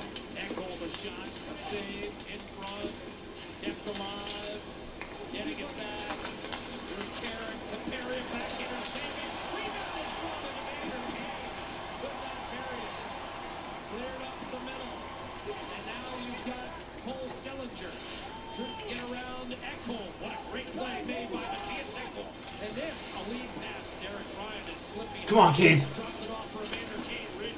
Elevated up and out of play by Provorov with 63 seconds to go in the period. Some near misses for both sides. I thought there was some time there for Kane to just get himself going up. It was a 3-on-2, maybe a 4-on-2. Here's a couple chances in tight. This one by Perry kind of bulldozes into Terrence. Absolutely. One goal is all it needs. Oilers can get within one before the period is over. We got a game. No, I agree with you, Wilner. They're in a wrong market. They're not even the fourth best thing in Columbus right now. The Columbus MLSE, the MLS team, the Maple Leafs, the Major League Soccer team, gets better attendance than the Blue Jackets do. But really stood out the last couple of weeks. Game-saving plays against St. Louis and Boston. Shot blistered up over top by the red-hot Morongo. And then a mishandle by Adam Boquist, quickly able to recover with Nugent Hopkins. 1 minute remaining in the second period. 1 minute remaining in the second period. Oh no, I'm not taking anything away from Columbus. They are playing the perfect game right now. They capitalized on the Oilers' early chances and scored. Haven't capitalized since because the Oilers have been playing better. Now the third period is wake up or shut up for the Oilers. 20 seconds to go in the period. Nugent Hopkins change of pace. Pulls up in the corner.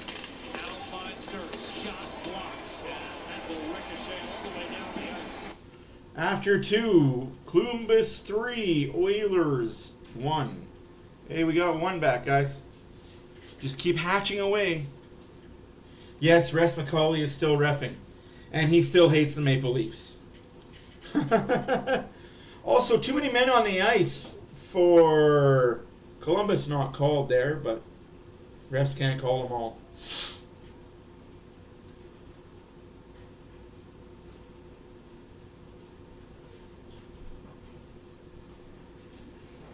Let's update you guys on the out-of-town scoreboard, shall we? Lots of action happening tonight. Bruins 2, Maple Leafs 1, halfway through the second period. Hurricanes 1, Canadians 1, 4 minutes left in the second period. After 2, Flyers 1, Panthers 1. Devils 3, Blues 1 after 2. After 2, Capitals 4, Pittsburgh nothing. Bye-bye, Pittsburgh Pie. Calgary 4, Lightning 2. 5 minutes left to go in that second period. 5 minutes left to go in the first. Predators 1, Sabres 1. Game still yet to be decided and started. Wild in Arizona. Senators in LA. Islanders in San Jose. And the big game tonight. The Canucks are in Vegas.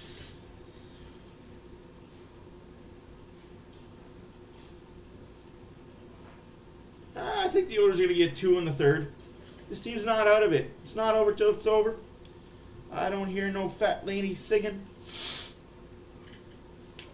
13 shots in the second period by Columbus, 10 in by the Oilers. In total, 23-21 for Columbus. Oilers got one back in the second period. Columbus didn't get any. That's good news.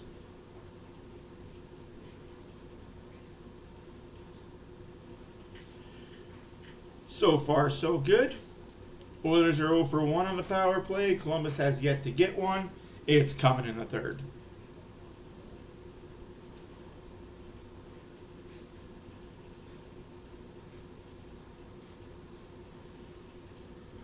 I will tell you this much, guys. The Oilers have done good so far at this trade deadline. It's not over yet. It's not over. Who do you guys think is going to be the next Oiler trade tomorrow? Because it's going to be a roster player for a roster player. It's going to be a roster player for picks or a roster player for a roster player straight up. I know BW doesn't want me to talk about it and want us to talk about it or speculate, but hey, that's what this time of season's for.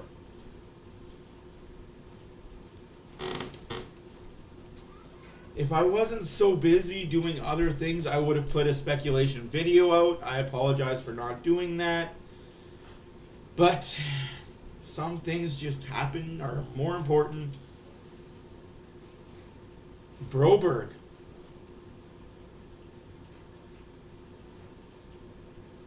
I can see that. I can see Broberg, an Oilers roster player, for another roster player.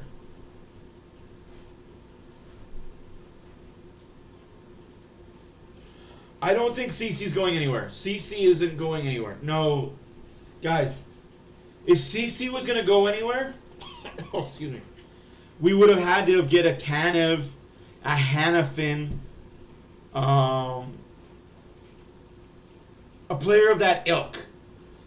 But since those players are no longer available, CC's ours until his contract is up. At least for this season. Off season, you don't know what's going to happen.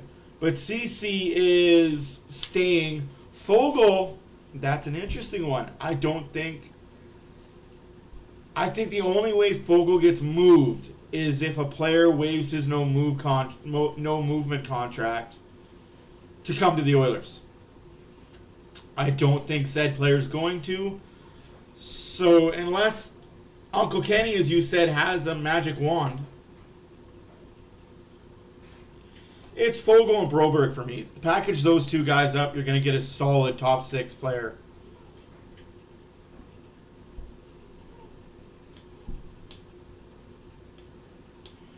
I honestly think there's one bullet left in the chamber for Kenny Holland tomorrow. He's going out on a bang. He's not here next year, guys. Remember that. Kenny Holland is not here next year.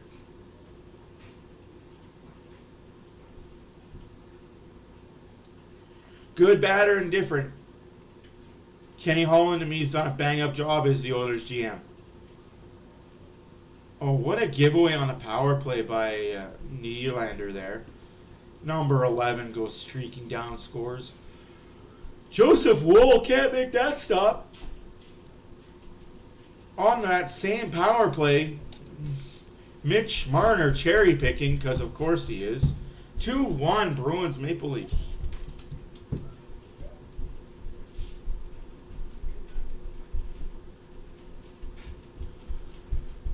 Oh no, I don't want the baby. That's the problem. No, absolutely. If nothing happens tomorrow, the Oilers still won the deadline. Picking up Adam Henrique and Sam Kieran for what they got, good God. They stole the deadline.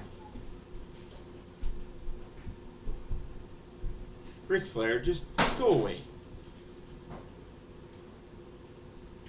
Absolutely. I'm very elated what the Oilers have done.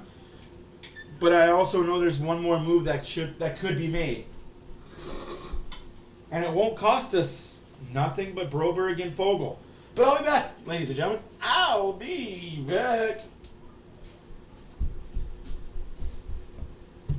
Ba, ba, ba, ba,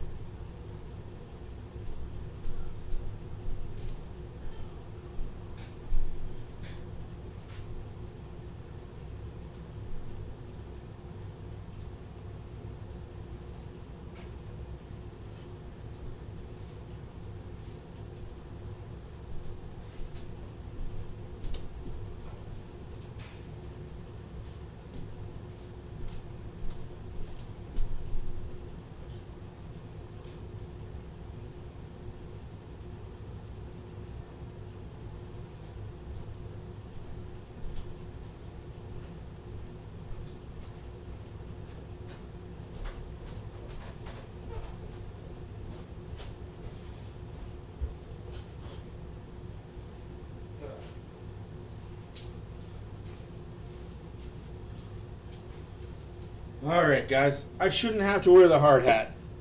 I shouldn't have to wear a hard hat. But you know what? It feels like this is a hard hat type night.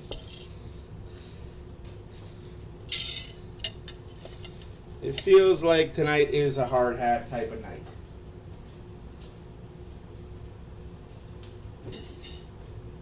If I put on the hard hat, this team is going to have to go to work. Oh, yes, they did. I don't think they're going to sit anybody, Les. He isn't an everyday player. He is a seventh defenseman if you really need him. Or if there's an injury, you can absolutely pump him in there. But he shouldn't be an everyday.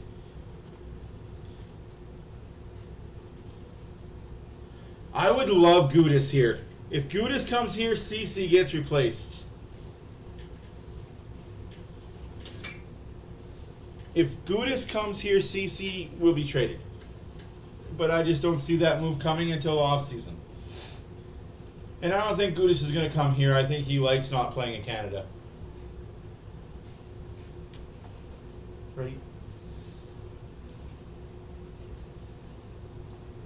Should I turn on the lights for you?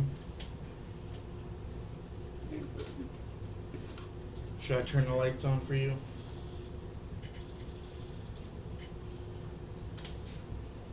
There. Something for you to look at? Are they bright? Are they bright and shiny?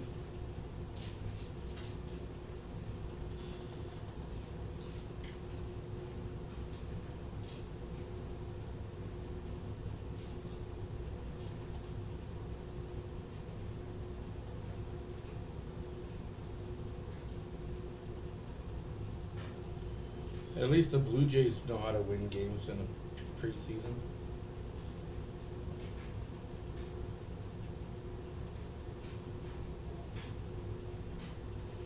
Nobody needs to talk to me.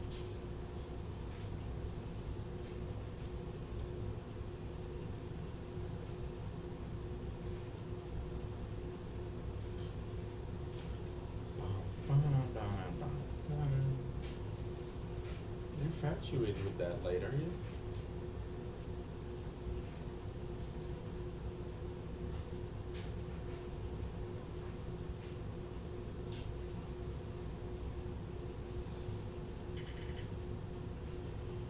Yes, everybody, tune in tomorrow. BW will have you guys covered for all the trade deadline action as it happens live. I will do a recap of everything. If the Oilers make a trade, I will do a recap later on in the evening when I am home. Unfortunately, I do not have that luxury of being here at 5:30 in the morning. I'm awake that early. I just don't have the luxury of being here. Right? Right? Ooga booga booga. Ooga booga booga. Ooga booga booga.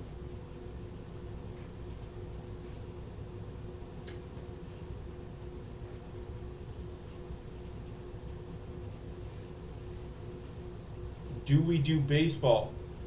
It all depends. I don't, because baseball is such a longer game and I don't have that kind of time.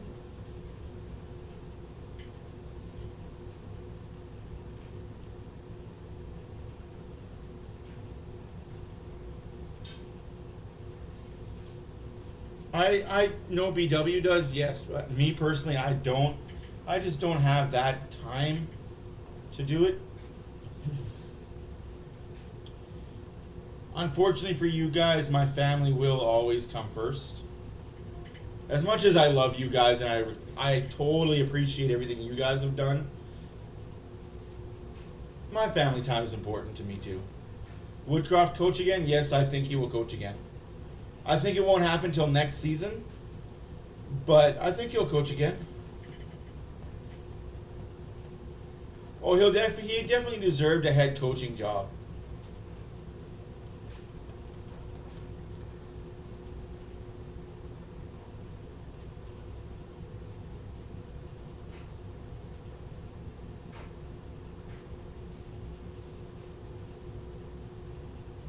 Yes, Lubo. Thank you for reminding me. We have, well, Lubo has updated our Discord. Please feel free to join it, guys. It is awesome. There's a lot more things to do. And let's keep it interactive. Let's keep it fun. Let's keep it light. Let's keep it interactive.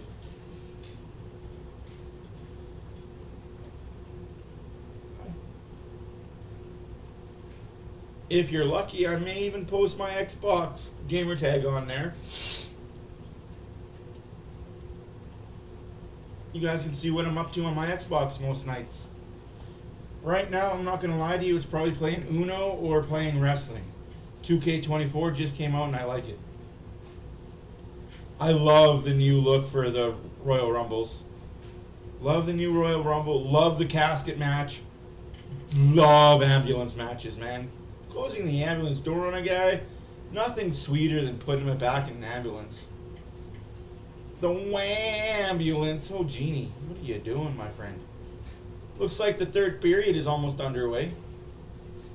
Almost. Nationwide is on your side. Hey. You keep punching me in the chin.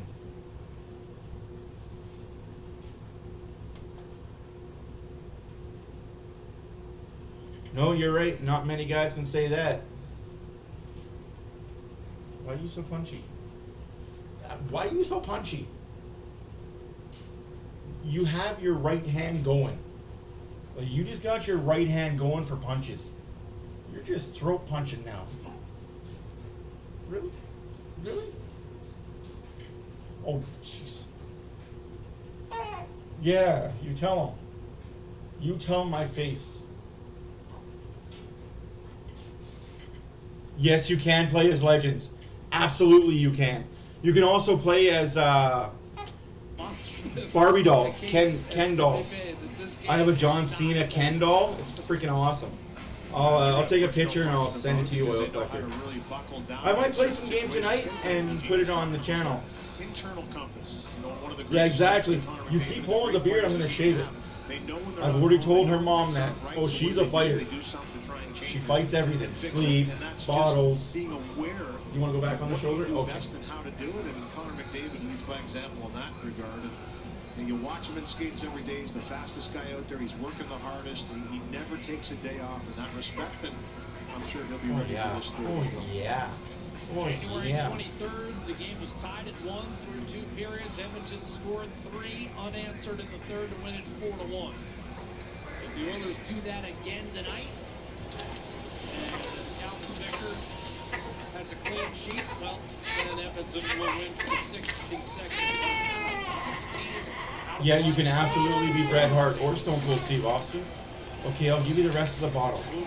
Okay. Trying to put another blemish on that part.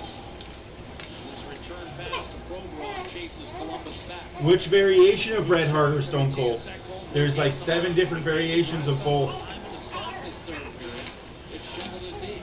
Andrew Peak up the left-hand side. A healthy scratch for huge chunks of this season. Ekholm could not control the puck cleanly. Regained it center. Flipped up. And McDavid, who got his 100th point of the season in the second period, will shoot it in. She must feel like the Oilers. They're losing. She's not happy.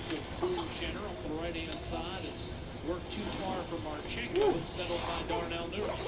Opening minute, third period. Columbus 3, Edmonton 1. Oilers staring at a back-to-back.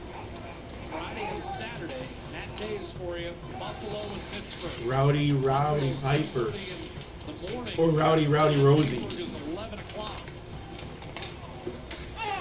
We got a penalty coming against Edmonton, a high hit, I believe. Columbus has not had a power play all game long off the turnover.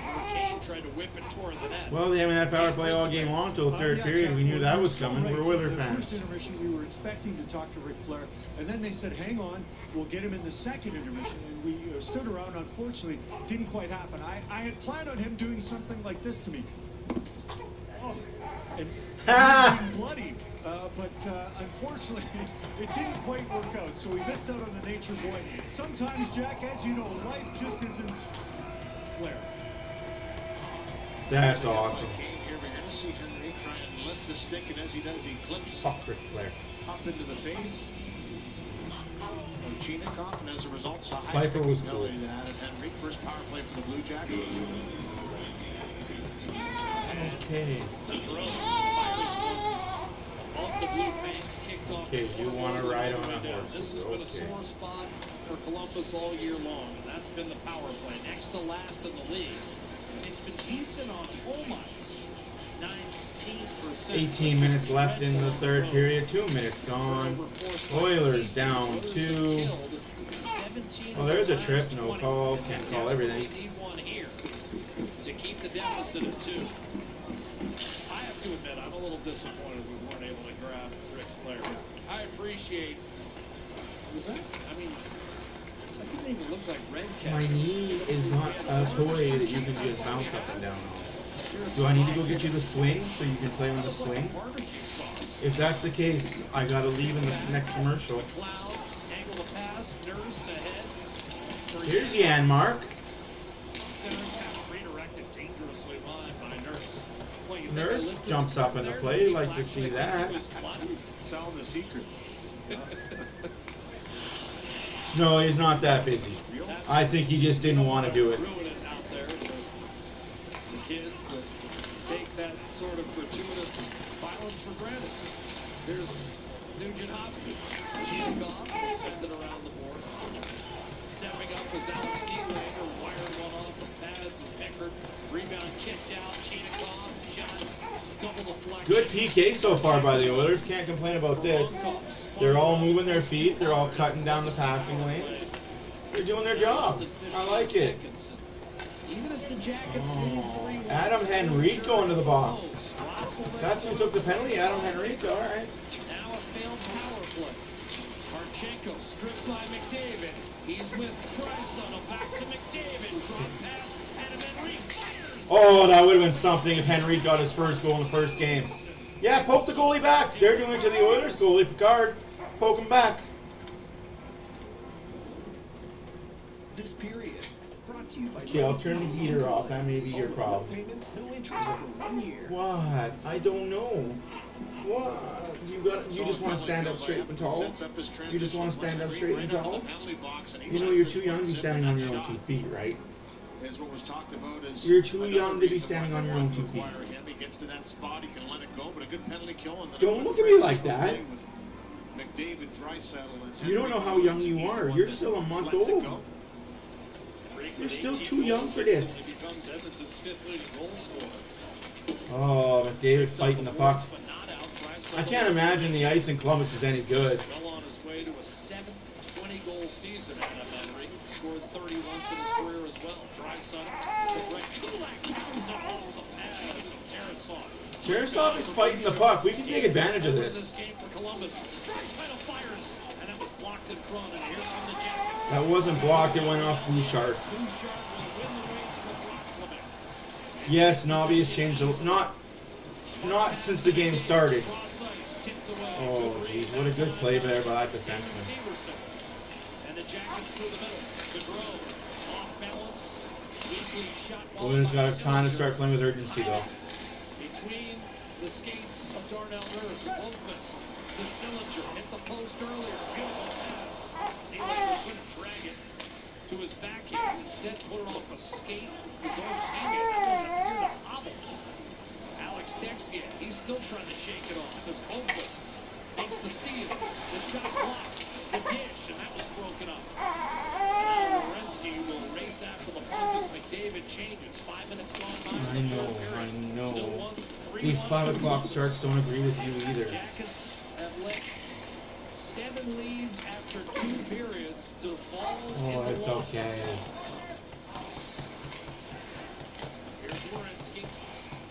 Right-hand side, Texier. I agree with you, Ilner. I agree with you on that. Had they hired... Short side, and a tough save. I agree with you, man. I totally 100% agree with that one.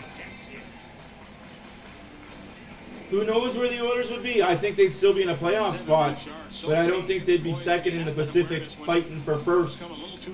And yes, with a win today, the Oilers are definitely within striking difference. Distance. Hey, Ryu Street Fighter.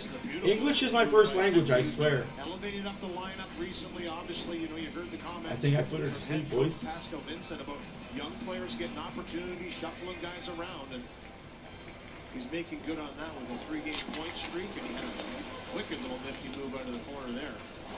I don't think that's the case at all. I think it's Columbus came to play. Columbus just beat Vegas and beat them bad. Columbus gets up for the good teams. And it comes down to what I said. They get up for good. If a bad team comes up to you, you can't go down to it. Protects you. I believe he's a player that has more to offer, and he's getting an opportunity. He will get an opportunity this season and see what he can do with it. Jackets come in 21-31. I'm scared to look and see if she's asleep, guys, because my beard will tickle her face. So I'm just going to sit still and keep talking. And again, gave Edmonton some trouble. The Oilers play them on home ice. We'll see. 6 weeks ago, this will be an icing call whistled against Edmonton. And the Oilers, 20 minutes to live. I agree. More shots, please. Yeah, this is playing into the hands of Columbus right now. A few whistles, some choppy play, not a whole lot of momentum for Edmonton. Need that one shift to kind of set it in their favor. To kind of have the next line go out there and try and build upon it. They haven't been able to dig in. Well, we beat Columbus last game, so to even a split, I'll take a split. We're going to spend time in the offensive zone. That's how you build on a shift and start to build your momentum. Rover off a shot, and that's swallowed up by Pickard. 14:01 left to go in the third period. 3-1 Columbus. 25-22 are the shots. Remember, guys, this is our backup goalie. Just kind of slowing things down with a 2-goal lead in this third period. We can't expect great things from them. Right, they do, Stoney. They do. It's been happening since the 80s. It's nothing new. It sucks. How much of it is psychological? Is Columbus mindful of the fact they've let a lot get away like this? Yeah, okay. So I'm not overstating. No, Edmonton, they get the next one. That seed is firmly planted and sprouted. That's interference off the face-off dot. Why not call? Nugent Hopkins off the gun. And now it's hoisted down deep by Chinico. Ekholm able to guide up the left-hand side for Nugent Hopkins. Bouchard kicks it back to Ekholm. Columbus unable to pull away, but still with a 3-1 lead. Jackets don't have that dynamic offensive player. Their strength is in their balance. They're one of just 3 teams. Bouchard can't hold his own and then gives the puck away. Here's Marchenko. Wrist shot off the rush, and that's held by Pickard, who's come up with some big stops as this game has moved along. Some rough stuff involving Bouchard.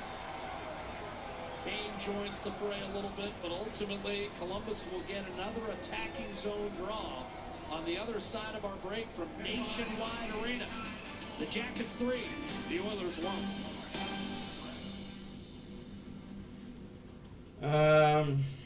And that's $34. I disagree with that, Wilner, about the hiring and firing of Babcock.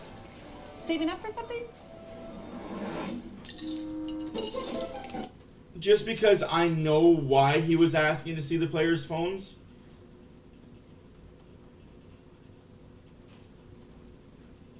The first goal was on Picard. That first goal was definitely on Picard.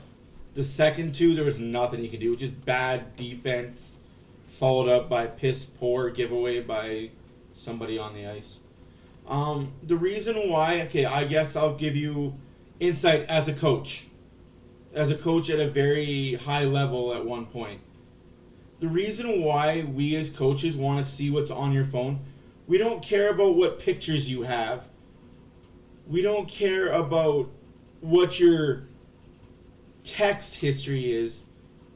We want to see what kind of stuff you're looking at online. What kind of stuff you're saying and looking for. We want to judge you by your character. And maybe had some people did their due diligence with the 2018 boys, we wouldn't be in the club that we are in with the Hockey Canada. But this is where we're at with them, and now they're facing. That's all it is. We want to know the character you are. We don't. Personally, as a coach, I don't care how many girls. Like, I don't care who you're texting, and I don't care to look at the pictures. But if you have a wife, and you have a girlfriend and a side piece, that kind of speaks about your character as a player. You're not very loyal to your wife. Why would you be loyal to your teammates? In the wrestling, You gotta get the color right. It's hard to sell. You know? You can't bring some sort of combination of barbecue and hot sauce. Again, I don't think so, but that's just me, BW. Like I said, I don't think that's the case. I don't think they ever thought that this was going to be an easy win. That's just me personally. It's another bad giveaway. Columbus is just playing really well hockey lately. She's absolutely trying to kill him. Shot attempts now for them, and it's been their game plan right from the get-go. And the Oilers have been a little loose with the puck tonight. Here's a steal and a center pass. Scanlon point blank couldn't pull the trigger. Now Nurse kept 12.5 minutes left to go in the game. Still 3-1 Columbus. But Oilers are showing promise. That was a high stick. But can't finish. Going to be reeled in by Nurse going in Edmonton. And then finish them off behind the net. Just great closing ability by Nurse, though. All the way back. This game is still winnable. I honestly think if the Oilers get the next one, they're going to get 2 more. Could get the next one right here. There's no way Columbus is going to play perfect hockey for the next 11.5 minutes and not take 1 more penalty. By Roslovic. And Edmonton has been lunging a bit tonight. The feet not as elevated. Here comes Draisaitl. McDavid sent a screen for Ekholm. Whipped around the boards. Provorov. Get out of the way, 2-0 as a ref. Continuing to battle.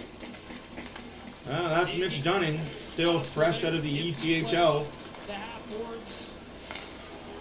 Boone Jenner guided in by Johnny Gaudreau. And I think just trying to be too cute, too, on the outside. Yeah, no, that's exactly what he was looking for. He was looking for betting apps, and you have to. Because look what happened to that one kid, Pinto in Ottawa. He got caught with a betting app on his phone. Like, I understand why Babcock did it. And the fact that we as fans ridiculed him and jumped on him. Like, guys, you got to do what you got to do to protect your players because they clearly aren't protecting themselves. Redirect that off the pads. And Tarasov with 2 more quality saves to keep Edmonton at bay. Yeah, I don't think he's 100% either. Just can't handle the first pass, and then as he tries to go to the backhand, nice defensive play by Sillinger to get. You know what? Let's hope it's not tonight. Exactly. Let's hope they find a way to win. Still got half a period left. Find a way to win. Go and play. What's the next game? What's the early game? Redirection by Hyman. I should know this off the top of my head, right? But a few pucks starting to get funneled into Tarasov and create some rebounds. I think it's Buffalo and then Pittsburgh. That's a penalty. Like I said, that's a penalty. I think it was against Perry for taking him down. It was Danforth on the forecheck, and that shot. Here we go. Olivier goes right at Olivier better get the extra 2 for being a bitch. Olivier, you little bitch. And I mean, if Perry doesn't fall down there, he would have taken the brunt of it, but he's trying to shake out the right leg. And he's still shaking. And I think it's the poke check of Danforth that Olivier's takes his upset feet with up. Vogel here. Olivia, you useless to it. You're such a tit. Well, I think Just a tit. Go to another team again. his head to the bench, but I think it was Danforth that took down Corrali. Yeah, I agree. Why? Because they offered him $15 million. I don't think there was a penalty on Corrali. He was just trying to finish a check and he hit boards. Let's see if Might he have can. hurt Danforth instead of Perry, but and then afterwards everybody came in and They offered him $15 million. But here it is. Here you see Perry going to play. You can see the poke. On the That was a poke, man. What are you doing? Almost What the fuck are you doing, man? timing for it because Corrali was looking to destroy him in the corner, and he destroyed his own guy Danforth with Bronson. think they evened it up. It looked like Olivier was heading over to the box, so I'm not sure what he did after that scrum, but it looks like he might have to. They'll probably even that one out, or maybe they won't. This could be a turning point in this game right here with 10:44 on the clock of Edmonton. And Fanforth better be on concussion protocol. Number 17 for the Blue Jackets better be on concussion protocol. That fuck better not play for the rest of the game. He's just trying to stick up for one of his guys, but Perry looks like he's okay. He's going to stay on the bench. A lot. And we'll try and figure this out with the penalties on. Was there a call on Danforth? There was. The hand was up initially, and obviously that whiplash coming down that hard. Danforth better be under concussion protocol and not return for the rest of the game. Figure this out. Which Dunning is the one talking, it looks like, and trying to discuss what the penalties are going to be. They also might review something here, Louis. They might be reviewing to see whether a match is involved.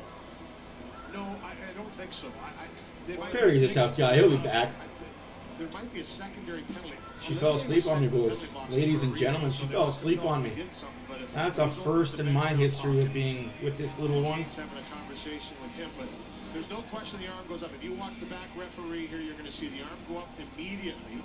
Boom, right there. Now, I believe that's because of the trip on Danforth.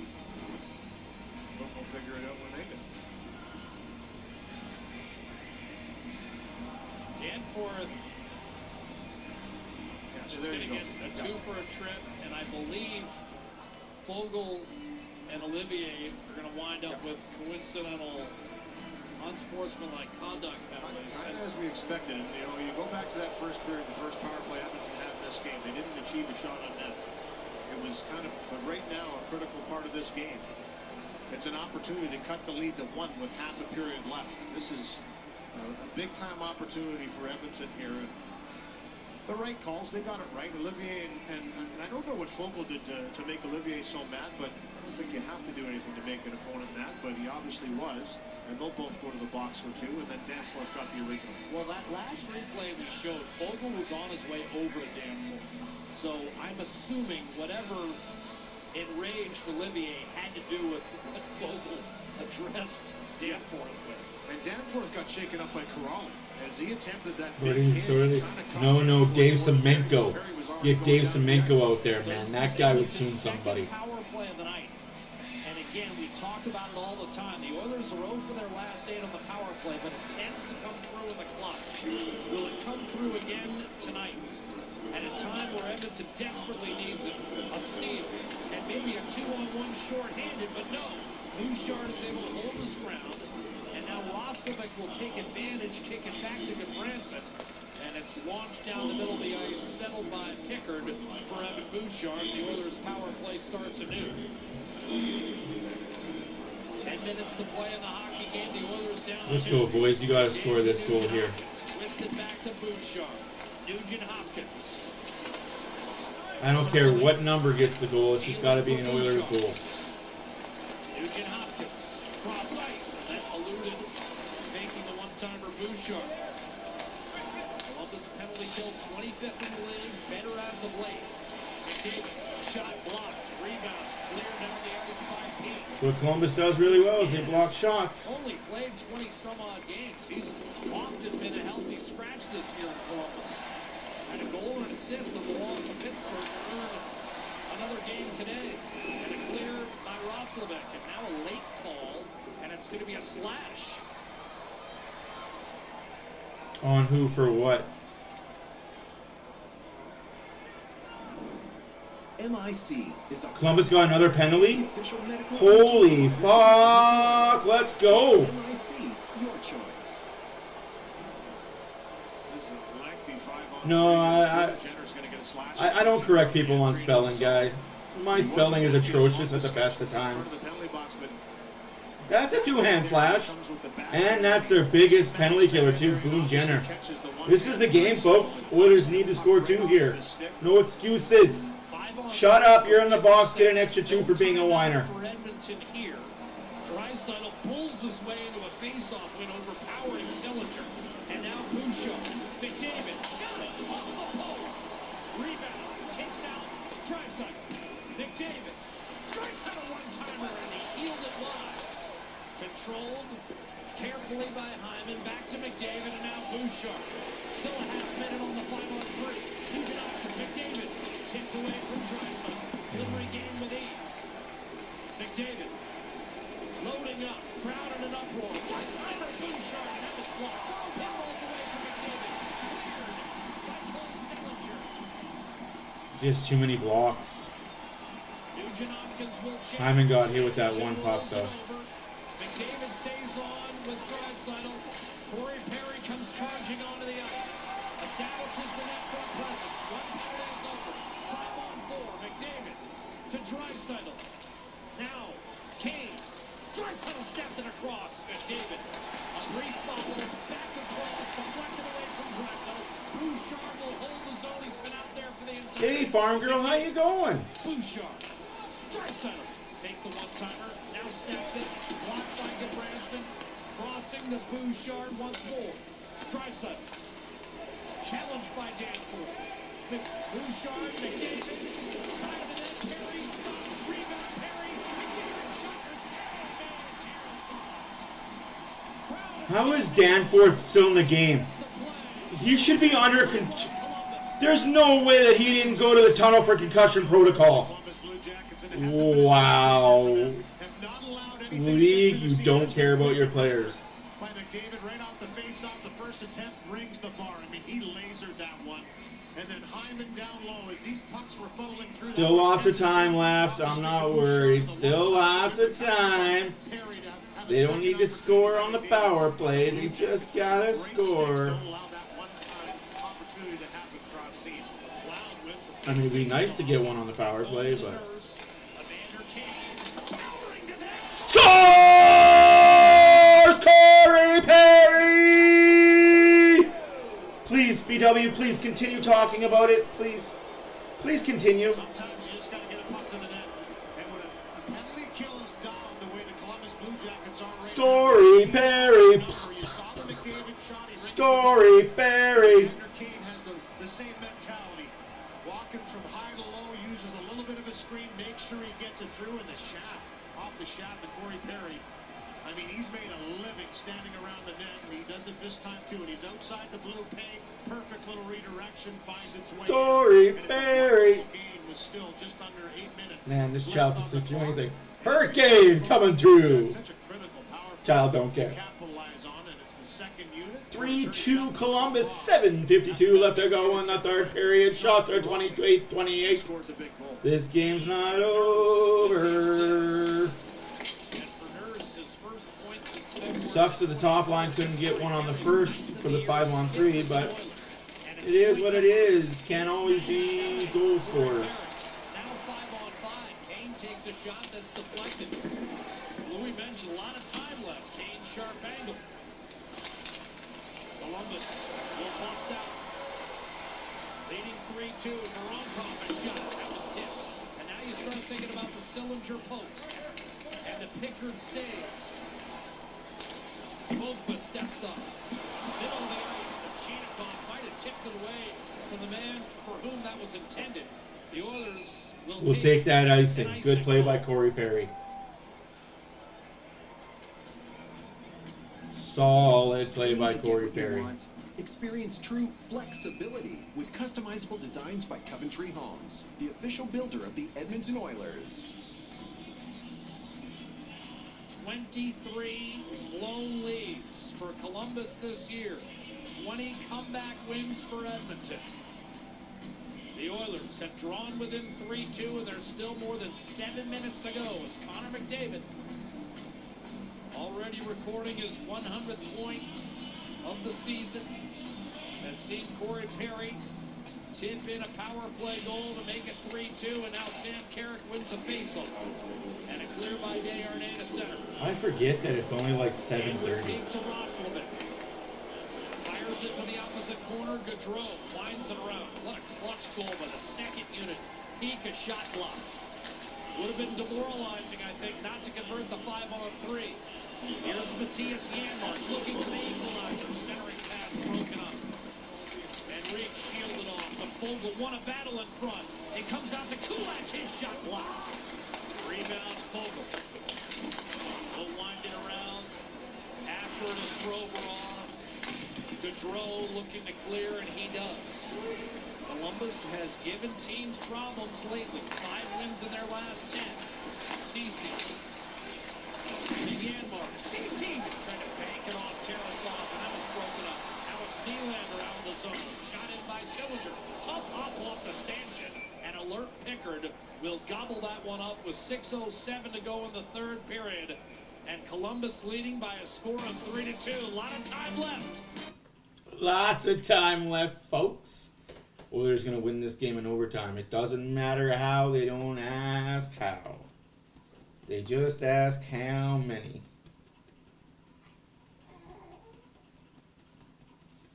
Having a beer, that's good. That's great. Okay, child. That heavy sigh tells me that you're out. But the second I go to put you down in your crib, you're going to wake up.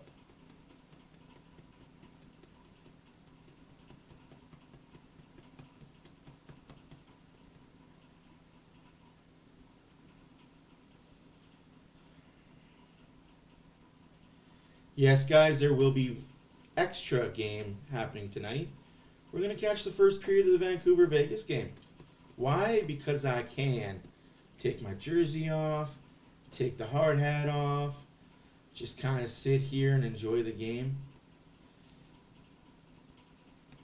No emotion, no screaming, no ranting, no raving.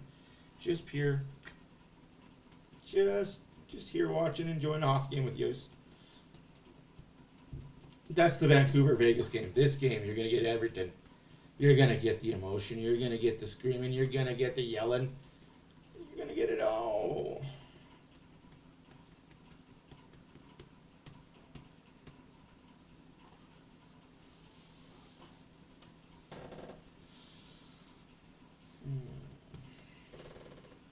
Getting some adjustments on the bench from TD4s and kind of trying to loosen up that neck. He went down in kind of almost a whiplash situation the way he fell on the ice.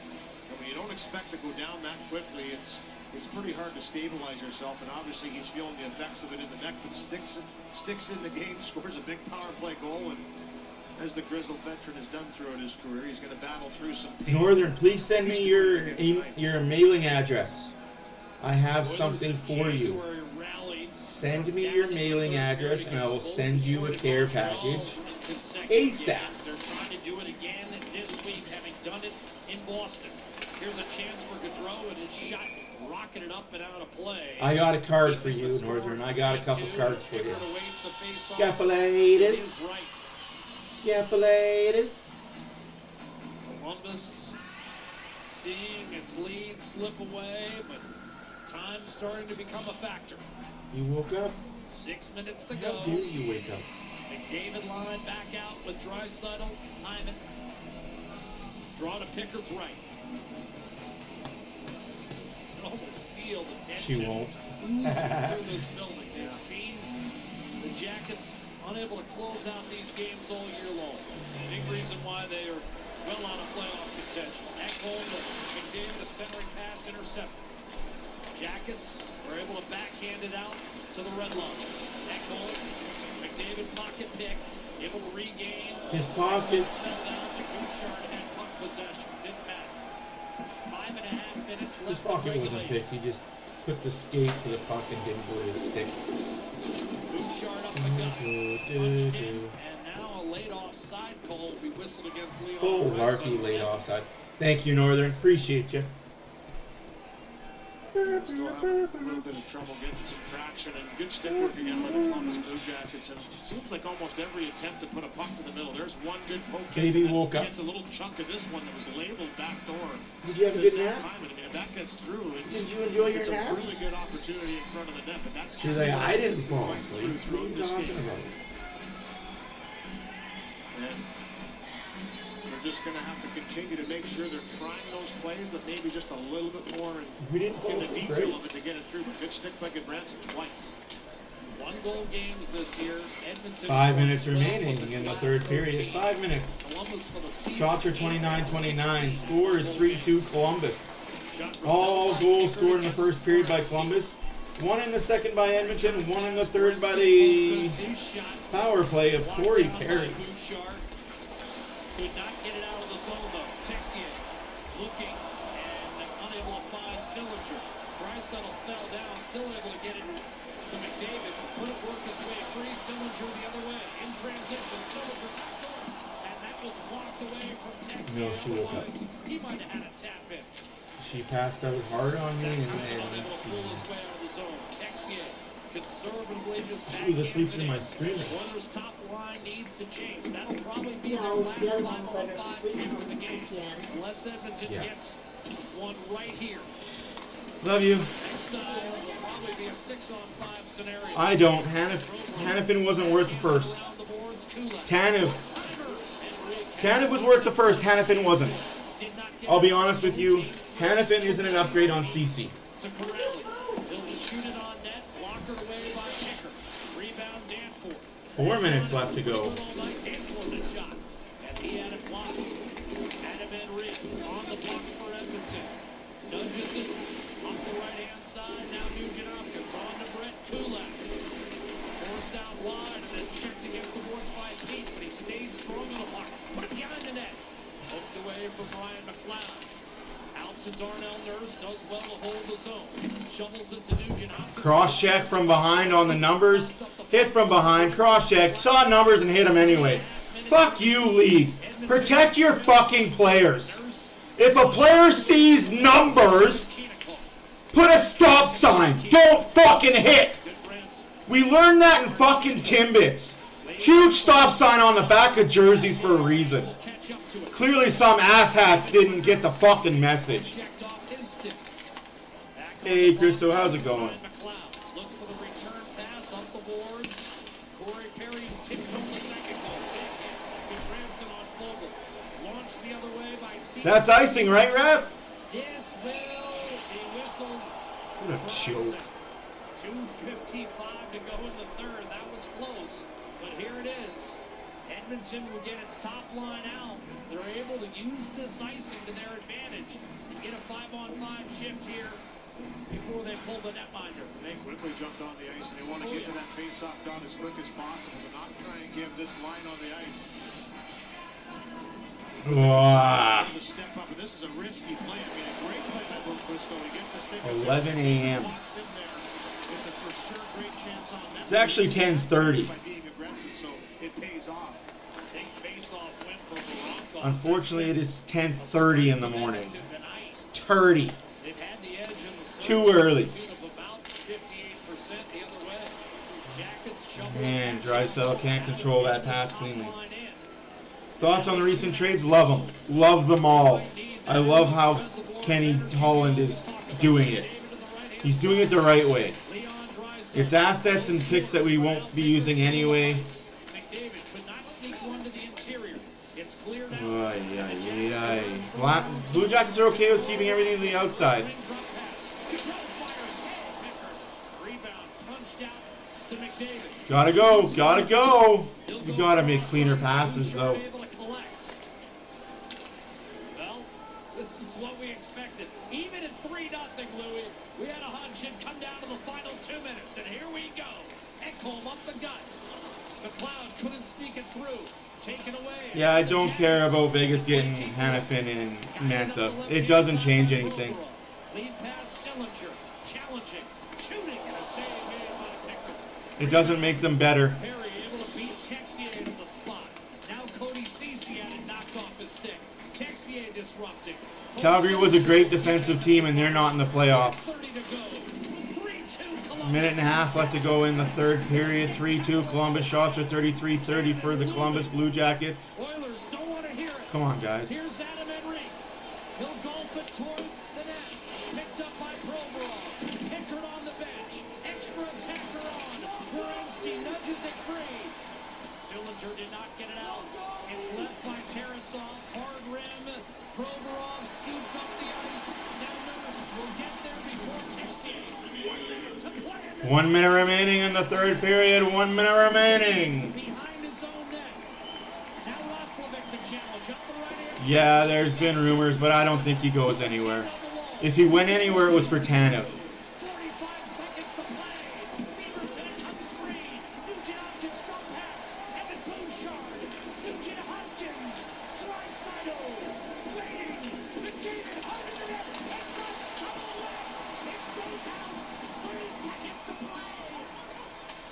Branson off the gloves. Roslovic with an empty. 2-on-1. Texier. Roslovic. Gators score. All because of a fucking ref doesn't know how to get the fuck out of the way.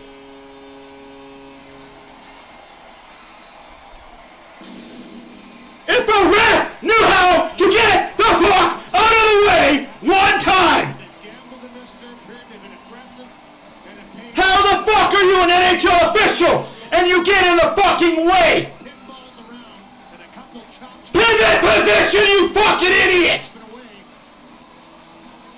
You should be behind the net right now! The puck is at the net! You are behind the net! On top of it! Fucking learn your job! I was thinking the same thing, Louis. Learn your fucking job, you tit! The Columbus Blue Jackets will pull this one out. 4-2. Jackets a win for the third straight time on home ice against the Edmonton Oilers. Overall, 4 out of 5. The Jackets play the Oilers tough. And tonight they'll snap Edmonton's 5. How are you an NHL fucking official and you don't know where to fucking stand? That's taught to you day fucking 1 of reffing school. Where do you stand in this position? How are you supposed to stand if this is the play? You stand on the back of the net. You get the fuck out of the way. You do not be in the play. Not the fucking NHL officials. No, we don't know how to do that. Do I need to draw everybody a diagram as a referee where you're supposed to fucking stand and how you're supposed to do it? I'll fucking show you guys what you're supposed to do because I've been taught. Sad but true, I was taught by an NHL official. Fuck. But that's on a bad Oilers first period. That is on a bad Oilers first period. No ifs, ands, or buts about it. That's just... You can't go down 3-0 against a team in the NHL and expect to win games. You just can't. It's not something that should happen ever. But yes, I'm going to be here for the Vancouver game. That starts in half an hour, 20 minutes. Till then, I'm going to go get myself something to eat. I'll be here. Because I don't want to restart a stream just for that. I'll show you guys. I'll show you guys how simple, because I have a board here. I'll show you guys how simple officiating in the NHL is. I'll show you guys how simple, stupid it was taught to me. And trust me, if I could fucking learn it, the NHL refs should be able to fucking learn it.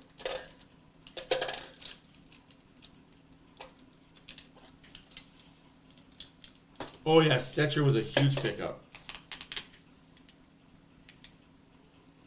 So check this out. It's very simple.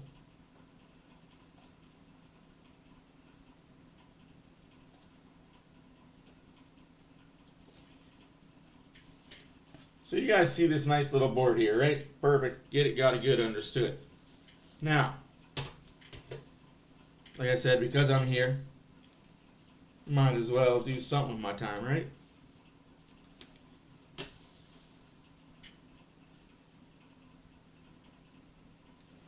Let's say, for instance, the puck is here in that corner.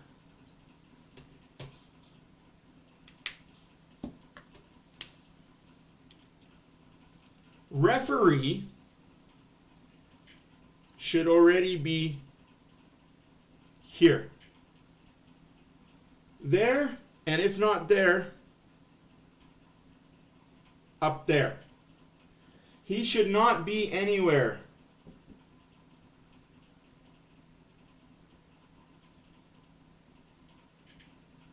in this vicinity at all. The ref should not be anywhere. If the puck is behind the net here, he is over here or over here. If the puck is in this corner, he is up here or he is here. He should never be where the puck is. Ever. Not NHL officials, though. They know where to stand to get avoided by the puck. They set picks for players, and it's ridiculous. They are, and players know in the NHL what the referees will do. They like to use the referees as picks. That referee at the play, that referee, so nice little purple, was right here. We're going to say Draisaitl. That's where the ref was. Draisaitl was over here. Close Blue Jacket player here. You cannot be in the play. You cannot be in the play if you are a fucking referee. You cannot be in the play. No, I won't be screaming during the Vancouver-Vegas game. Absolutely not. In fact, you guys are going to see a different side of me. Believe it or not. I'll be back. Give me 5 seconds.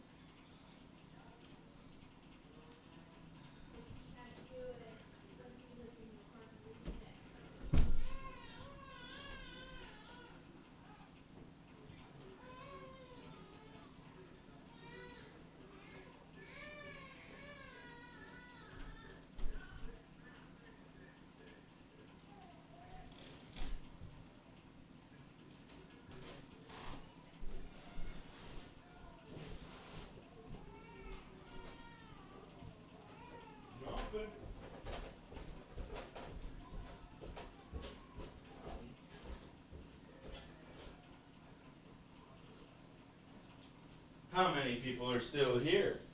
Hopefully I didn't lose everybody. There's still a Vancouver game going on, yes. But sometimes a man needs to eat. Like I said, folks, you're going to see a different side of me on this stream. Hey! Pizza? I don't have pizza. Let me make myself smaller again, because that's fun.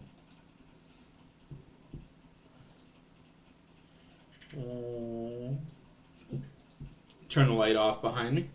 Oh yeah, I'm back. Sorry about that, guys.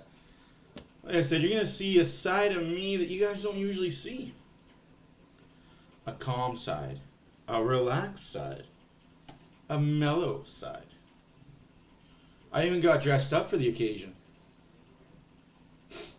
No, in all honesty, guys, this is what I usually wear when I'm not wearing my Oilers stuff. You will usually find me wearing a shirt like this, or a button-down shirt, or just something fun. Some sort of t-shirt that's not essentially hockey related. And Nurkic on the inside. Jesus. And let's also remember, he was playing pretty well up until mid-December. And then now it's... Oh yeah, no, see you guys are... Yeah, I'm not going to scream, I'm not going to yell. Oh, supper tonight, stuffing, confidence obviously seems to be and tuna sandwiches. I don't know. Nums. It's going to take some time, I think, for that to happen, where you feel comfortable enough to... For the coach is going to feel comfortable enough to play with Golson and sit Mikheyev. Now, if his game doesn't turn around, could he be healthy scratch? Sure, that could happen at some point. In terms of other targets, Marcus and Gibson's, others bring up Jason Zucker, a guy that Vancouver has been linked with. He's been held out of the lineup for Arizona as well. The asking price seems to be a second-round pick, and also also retaining salary on him. The question is that price going to go down enough for the Canucks to pull the trigger? How many people are still here? KJ Hopefully there's a few of you. Asking about Tyler Toffoli. There is Josh on Twitter as well. Tell me Toffoli is coming back. The Canucks fans wanting a reunion for number 73. No. Yeah, I just figure this is an important game for Vancouver Vegas. What can Vancouver offer that's going to be better than other teams that does not include a first? Because it's supper time, folks. This is my supper time. Kiramaki, which they're not doing, Willander, even Hoaglander, and even, like some of their other prospects, like Elias Pettersson, DPD. If you're not moving those guys, and that's what they're asking for, I wonder if the fit may not work in that aspect. No joke. There is probably a lot. We'll get the first period in, guys, and then I'll go upstairs and spend some time with my wife. There will probably be a lot of players, especially depth players, that end up on the trade market. They get flipped for a 5th, 6th, 7th round pick. I think that's an area we can see the Canucks playing in. If they can't manage to get a true scorer to add into their top 6, I think their best bet is to try and take a bet on a guy. I've circled Alex Barabas. Wasn't the best game the Oilers could have played. 47 points last year due to injury. Lost in the first period, to be honest with you. This year, and it happens though, guys. Can't score as a team, really, so that's also sometimes the better team doesn't win. Player, I would look at, and probably like upside plays, guys. You guys have any questions? Types that just fit into the structure and the way the team wants. Yeah, and guys. This is the time to ask. I am very laid back and chill. I won't scream. I won't yell at you. I won't even make fun of you. Jordan Eberle. I'm definitely the guy right now that's calm. Fastest guy, but he can score. So there are different ways. I will swear. I would expect the Canucks to do a couple of things. Can they, pull off more than that? Can do something significant? Time's going to tell. I'll be 100% authentic and real. The Canucks trying to get the job done against the Vegas Golden Knights, and then the focus shifts to tomorrow at noon. Sportsnet 650 on the radio side will have a ton of coverage from morning starting at 6 a.m. Also on Sportsnet Television. And Sat and I will tomorrow at noon. 6 tomorrow. We'll probably speak with Patrick Alvin at some point exclusively. Canucks and Golden Knights are next on Sportsnet and the Sportsnet Radio Network. I hope that Vancouver wins tonight, but part of me wants them to lose so the Oilers can keep that gap close. But there's still lots of time, and we still play each other one time. Know your face-offs from your playoffs? Your face-offs from your playoffs. Enjoy a good selling? So you're ready to play now. if you've ever explained icing. We didn't lose to Buffalo, though. We lost to Columbus, and it was a closer game than what Vegas lost. Official sports betting partner of the Vancouver Canucks. Learn how at playnow.com. I'm on the trade Fogle wagon since we paid him too much money to be here.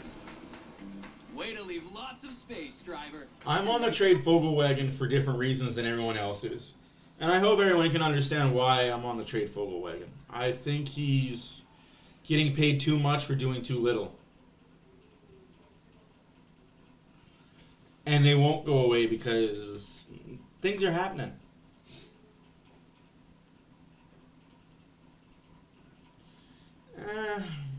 Yes and no.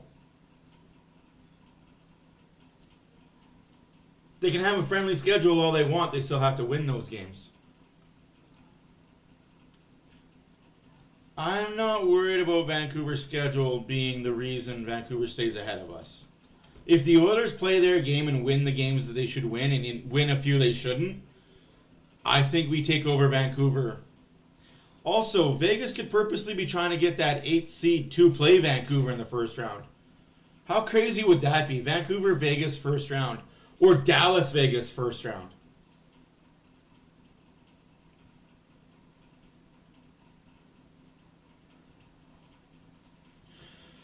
That's fine. You can play 20 home games in a row. It doesn't mean as much. You know what? I can't stand the Vegas games, so I'm going to watch the Vancouver Canucks feed. Because I can't stand the Vegas feed. All they talk about is how great they are, and they're not that great. All right, folks, Vancouver game is about to get underway.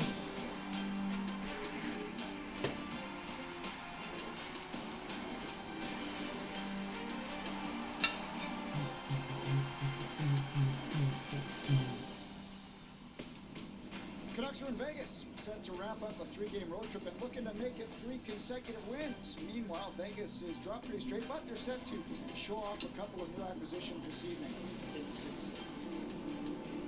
Hello and welcome to T-Mobile Arena on this, the eve of the trade deadline. Vegas has been busy. I like the Canucks broadcast a fuck of a lot better than I like the Oilers one. Just because of Louis. I can't stand him. Of course, they did get ahead of the curve, 5 weeks ago, making that deal for Elias Lindholm. He's playing in his 16th game in Canuck colors this evening. His counting stats have been okay, 4 goals and 2 assists. He says he needs to be better. Canucks trying to figure out. I think Everly's coming back too, but that's not for me to say. Of course, he centered a line with Elias Pettersson as well, but right now they've got him third line center. I will say this. Between Garland and Podkolzin. It's going to be a midnight decision for Jordan Eberle. Again, Sean, I'm sorry. It's late. I'm tired. I gotta let this out. If Eberle does not sign a contract extension tonight at midnight Pacific Standard Time, he will be traded tomorrow. That's all I will elaborate on, and that's all I will say. If he doesn't sign a contract extension tonight, he will be traded tomorrow. Take that for what you want to take it for.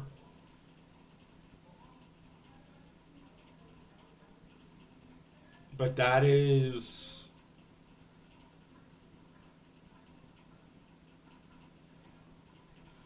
what I mean. If he signs tonight, he will be a Seattle Kraken for 2 or 3 years.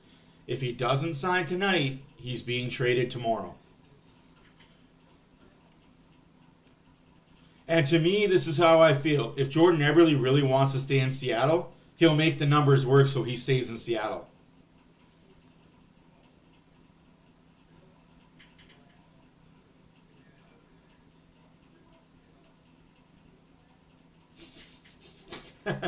Toffoli. I don't know if Toffoli's coming to Vancouver. It'll shock me, but I don't think Toffoli's in play. Although with the way New Jersey's been playing lately, it might be possible again. I just know that the GM said that Toffoli or anybody wasn't in play until Markstrom was turned down for going there. Again, Craig Conroy should be fired. Just my personal opinion, I think Craig Conroy should be fired. Any insider you know is saying what? That Toffoli's in Vancouver?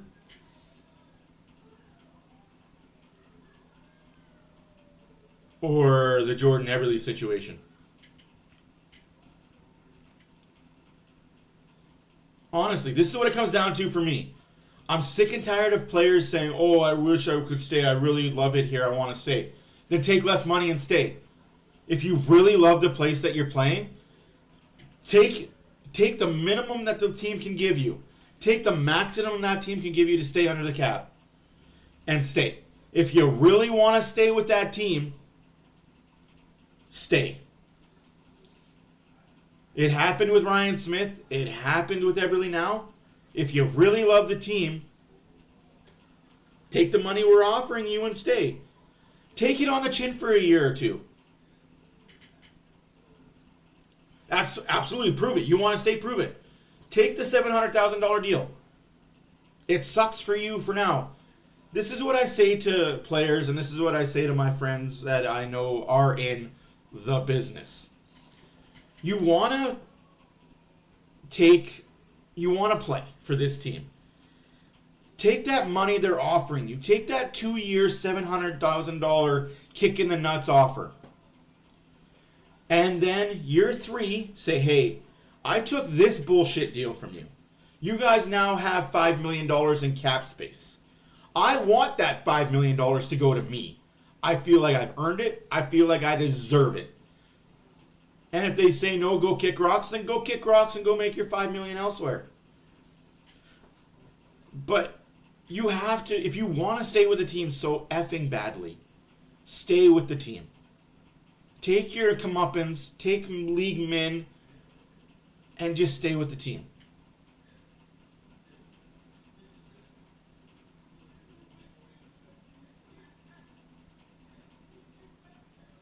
Edmonton is in Toronto. He got traded to Toronto today. I don't know why. I don't understand it. But hey, Toronto. That would have been cool to say, though. Edmondson in Edmonton. That would have been pretty cool to be saying. That would be a tongue twister and a half to say all the time.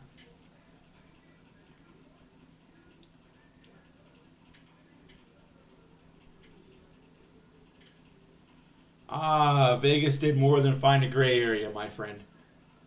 They took that loophole, made an infinity stone, and fucked the shit out of it. Hate to tell you, they took that loophole in the salary and fucked that shit out of it. Like, every year they're doing something to cheat. That's why I have no respect for Vegas at all. I wouldn't be upset if the Vegas arena just imploded when they were in practice one day. Oops. Etch-a-sketch. I love that. I love that drawing you showed, BW, by the way. That was a great drawing.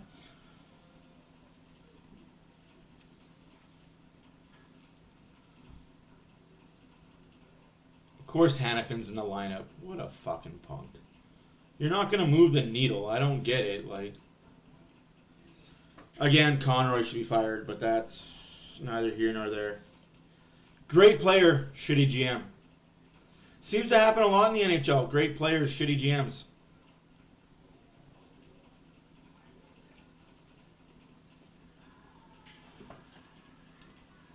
All you Vancouver fans, go tell your buddies about this stream. Get on them. I liked it. I liked that they didn't give up a second.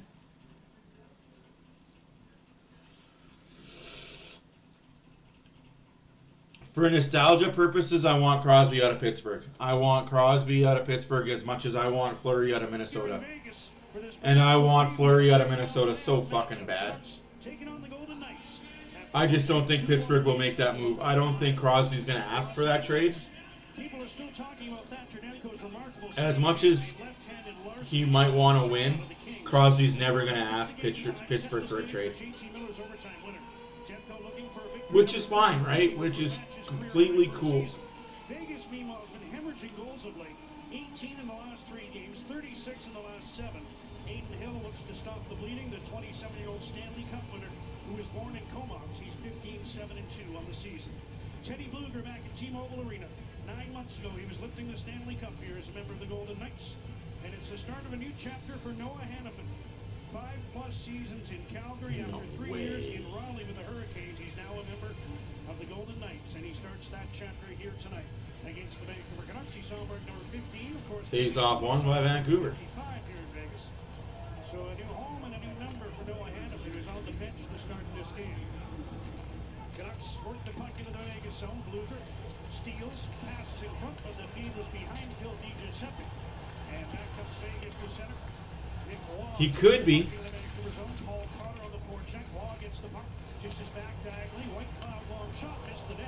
I just don't think he's the type of player to request a trade. You know what I mean? I think he's that homegrown true blue player that won't request a trade from his team. Malkin, on the other hand, I can see Malkin moving. But not this year, next year. The overtime winner at Crypto.com Arena, his 9th OT goal as a member of the Canucks, which is second only to Daniel Sedin. Jack Eichel sends the puck into the Vancouver zone. Quinton Hughes feeds it near Sut. And now it's sent to the middle. Brought ahead by Miller. Lead pass to McKay. Working on Alex Pietrangelo. Throws on the brakes. Looks in front. Lost the handle as he went to make crazy play there. Now he feeds behind the goal to Miller. He pushes his man away. Pietrangelo centers. Besser shot. Pushed his man into a nice block shot. Pushed Pietrangelo out of the way to buy himself some space and set up a pretty good chance. That was an excellent idea for Miller, and the two defensemen ran into each other so that Besser could get that shot off, but it hit the collateral damage in front. Minute and a half in. No score. As Hughes dumps the puck in from center. Yeah. Like I said, if you really want to stay in Seattle, take the 2-year deal. Take the 2-year deal. Miller has just turned into such a difficult player to handle down low. Strong with that hit against Pietrangelo, and then Hannafin can't get around. And Besser's there to pull the trigger. So take that 2-year deal. By that line, it's going to be, I think, a real physical game this evening, Shorty. And take it. You want to stay, take it. Stanley Cup last year in Vegas, everyone's trying to knock them off, and then Vancouver being and then fuck Seattle over. Chance right off the draw. Nils Höglander stopped by Aiden Hill with the blocker as Höglander had a good look for goal number 20 on the year. Pedersen.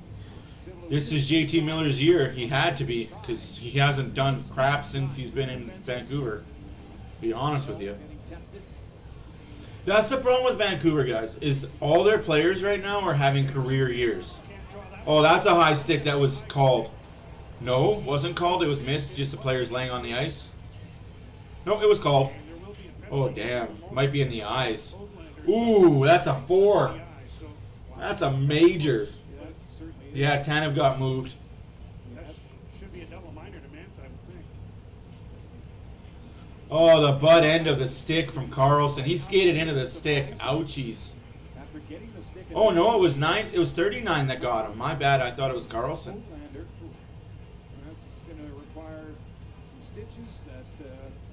Yeah, Tanev got traded first. That's an easy call by the ref. If only they knew how to call easy calls of the Oilers. Anthony Mantha, welcome to Vegas. For 4, he hopes. Canucks going to work with a couple of power plays to start the game. 1:59 in. No, like, I'm a firm believer if you have career years 1 year, the next year you're going to slow down. Look at I'll use Connor McDavid as a perfect example. He had 153 points last year.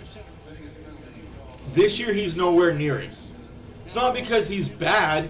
It's just, it's hard to repeat what you did the year before. It's hard. It's hard to be up for 82 and 82's 223, like 210, 212. It's hard to be up for that many games, including the playoff games. It's just hard to play that many games and be that good for that long. That's why the NHL is the hardest league in the world. Just under a minute gone in the double minor to Anthony Mantha as Pedersen has the puck knocked off his stick by the walk. And so far, nothing doing for the Canucks as the puck is cleared again. Walking and chase, but Besser gets the right? first. Well, I know that, but switch up their personnel here. I'm just saying. Under 3 minutes remaining in the double minor. Oh, I agree with you, but I was just trying to throw that out. Like, people don't realize. If putting up career years every year was easy, everybody would have a career year every year. Well, yeah. Gretzky was special. I'm going to say on record, Gretzky is the GOAT. The GOAT, the GOAT, the GOAT. Of all sports, Gretzky is the GOAT. I think Gretzky is the greatest athlete of all time to ever play a sport in professional. Wow, you're not wrong. Lubo, you're not wrong about this Vancouver power play. We're kind of watching the Oilers power play times two.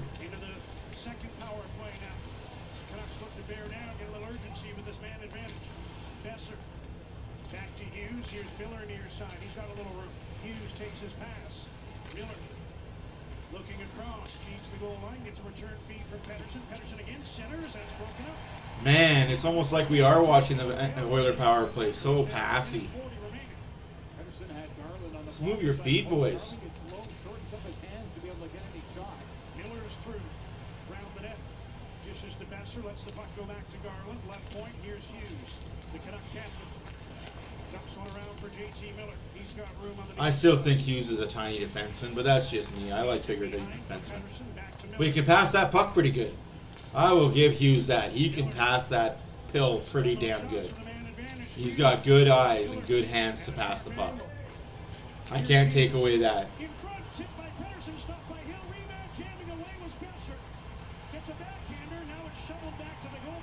See where the ref is there? You see where the ref is there when the puck is there? That's where you should be. That's where every ref should be. No questions asked. See how the puck comes in this corner? Now he's gone. It's coming down the corner. Left side of the screen, the penalty killers are, and there's the stick out front by Pettersson. Right there. That is where the ref should be.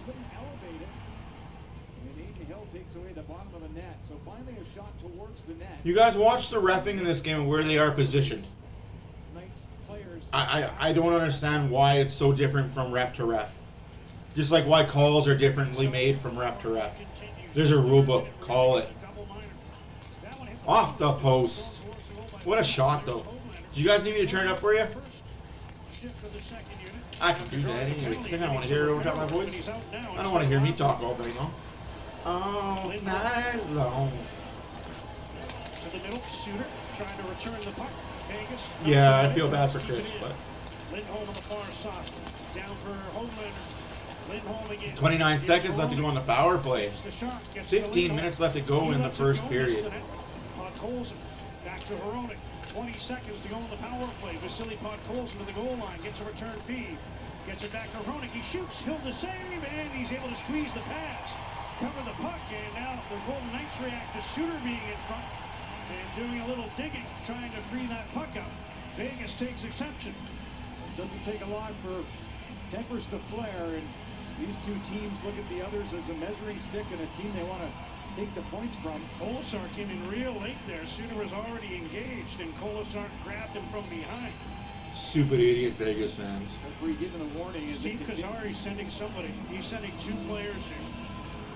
And he's saying enough of this. Yeah, Kolesar just didn't stop. And again, there wasn't much. It's not scary that all of the playoffs is a month away. Handled the shot cleanly enough. We know the Oilers are going to be there, so I'm not worried. Why are you shooting bricks? Hammered through. Yeah, Boston McConnell, we get it. Oilers lost. Who cares?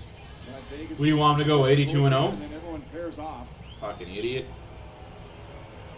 They're about to make the decision, but it's... Hey, guess what? We beat Boston in Toronto Dominion Garden. I guess that you can take that for what it's worth.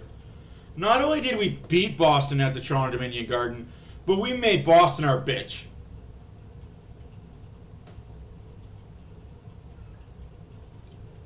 But more you know, I guess. Thanks for stopping by, though. Greatly appreciate it.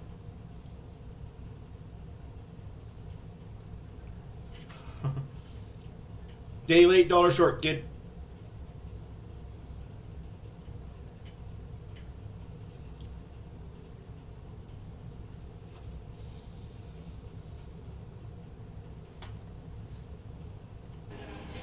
as well. You had Pietrangelo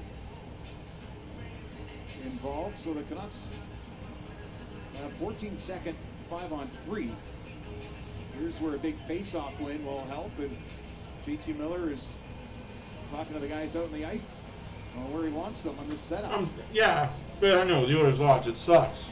But again, we can't Two-man advantage for 14 win 82 seconds. games, especially when you have a first period like that. And they'll have to add 3 seconds for That first period was somebody stop the worst first period they've played since the All-Star break. You can't give a team a 3-0 lead in the NHL and always come back from it. The fact that they made it close for a while. Credit to Calvin Pickard. Starting the backup goalie on a tough night with a lot of moving parts in the lineup. And I'm not making excuses, guys. There was a lot of moving parts to the Oilers lineup tonight. For me personally, I would have liked them to not have Henrique and Carrick in tonight. Keep the lineup the same, that's been winning. And then bring them on when you're at home. Have them sit for a few games while you're on the road. Have them sit in the Buffalo game and the Pittsburgh game. And then bring them on for a home game. But that's not what happened, and you just kind of fucked with lines, and when you fuck with lines, that's what happens. Your Canucks wound up with that scramble and then the ensuing face-off chance. 6 shots in the game, 5 of them on this power play. What's the holdup here? Holy crap. I mean, the idea can be a quick strike. Win the face-off. In the previous 5-on-4, Vegas's forwards were quite active going up high. 6-0 is the shots for Vancouver, although they do have a 5-on-3. 5-on-3, I think there'll be more of a diamond, and we've seen JT Miller be an ace in the face-off dot. Maybe it's a quick touch pass, and Pedersen could wind up for one. Not sure what they're discussing now. Chris Lee, the referee, he's working this game along Chris Lee, the referee. Had enough in that I'm blind. I'm dumb. Send them to the box, and they're still having trouble here getting the correct time. Maybe it was incorrect to begin with. 14 seconds, maybe that was wrong. Plastic surgery's been kind to her. They're endeavoring to get this right. Chris Lee said, let's drop the puck, and there is 14 seconds on the Mantha penalty. We're set to go. 2-man advantage for that amount of time. Canucks win it. Oh, it was heading towards Pedersen. Oh, fuck Lubo, that's awesome. Shot, rebound, clear to the side. Hronek tips the puck for Besser. Now here's Pedersen. Back to Hughes, takes a look, he scores. Jack Hughes scores on the second power play, so no more power play, but hey, they got a goal. So it'll be back to even strength play here, but the Canucks get a goal on the power play. Jack Hughes. 1-0. The key was coming up with the look. I know it's Quinn Hughes. That's where it goes to the corner. You can see the help, and Besser helps it along behind the net. Pedersen to Hughes, who's got Miller's a high screen. What a snapshot by Hughes, though. And too late with that left hand. That is a good goal. Like, you can't. It's been a while since Quinn Hughes has put a puck past the goaltender. Can't stop perfect shots. To be exact, but he gets his team on the board with a nice power play. Good goal. Snipe over the glove. So Hughes adds to his leading total. Yeah, I know. 74. I gotta give it to the Vancouver fans, man. Like, I gotta do the dig. They're beating us in the standings. I gotta get my fun in somehow. Technically, it came during the course of the Pietrangelo penalty, which was the one on They the are. Canucks the 1-0 lead as they Too bad that it shouldn't be called the Norris Trophy, but that's just my humble opinion. Ray McNabb flips the puck into the Vancouver zone. Shots now 8-0 Canucks. 7 My brain was not braining. Oh, I know his name is Quinn Hughes. I just figured I'd give the dig. Give him a little bit of a jab. They've beat us up this year. Let me have that. I will say Vancouver has beat us up pretty bad this year. Early in the year, Oilers were having struggles. Vancouver was on point. Let's see what the next game holds up. For me, the next game Vancouver Edmonton plays will be the telling point of what the teams are. It's also trade deadline, can't make any more moves. Quinn Hughes, 13th goal of the season, assisted by Pedersen and Besser on the power play. I'm just saying, why are we giving the defenseman trophy to the defenseman that scores the most? I don't get it. Like, let's make another trophy for defenseman, the highest scoring defenseman, and call it the Bobby Orr. And make a defensive defenseman, call it the Scott Stevens. Call it the Scott Stevens Award for the most offensive defenseman, the guy that has the best plus minus. You know, that guy that blocks shots, that's out there 20 minutes a night, but has the best plus minus. The best defenseman.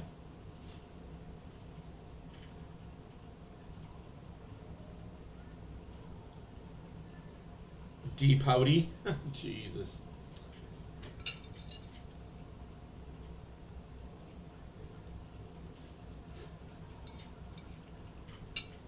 Like, I grew up with Bobby Orr.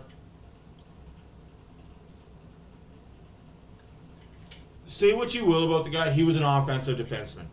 He wasn't very good defensively, but man, that guy could skate circles around everybody.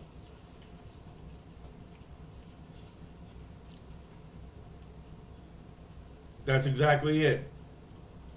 A defenseman that's not sexy, that's not flashy, but you're going to put him out there when you're up a goal and nursing a lead.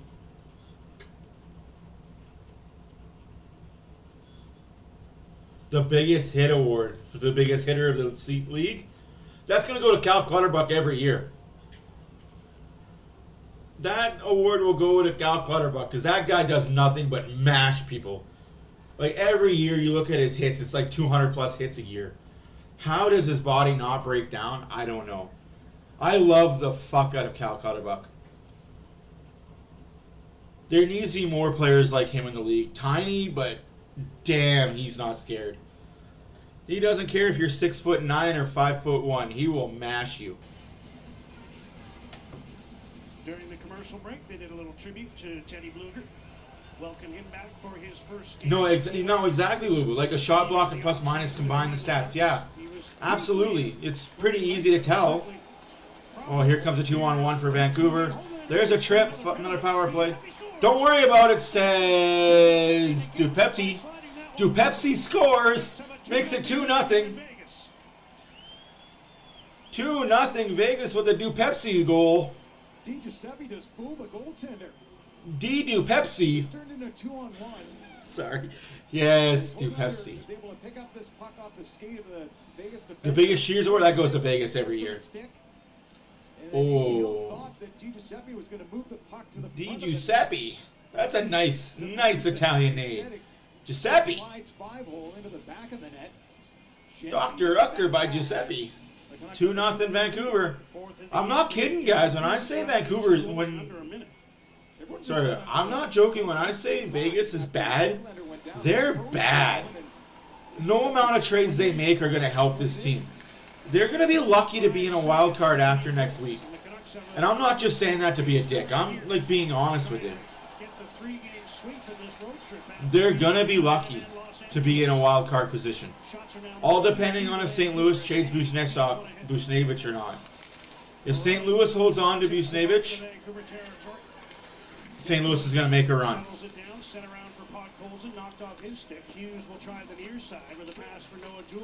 But I think the asking point is too high for him.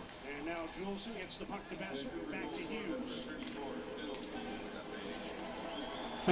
The Vegas award. As Hughes turns to get away from Chandler Stevenson, sends one ahead, tipped into the Vegas zone by Ilya. 12-12 into the first period. 2-0 Vancouver. Assists go to Hoglander and Juleson. That's a pretty good third line, man. I now like the Oilers' third line a bit better, but that's still a pretty formidable third line. No, I'm not worried about teams that are around us. He's offside, so he'll let the puck go and head off on a change. Just past the 8-minute mark, first period, 2-0 Vancouver. Canucks are offside on this section. And this time they blow it down for a face-off. You've got to be good in the neutral zone with a puck against Vegas, so they'll turn it right the other way. I don't see them as a threat. Does the toe drag and falls. Watch Hill is I think they're a one-line team moving to the right. that are bad defensively, and Hellebuck. I'm going to be 100% honest. I think Hellebuck, just like Thatcher Demko in Vancouver, masks a lot of issues that defense has.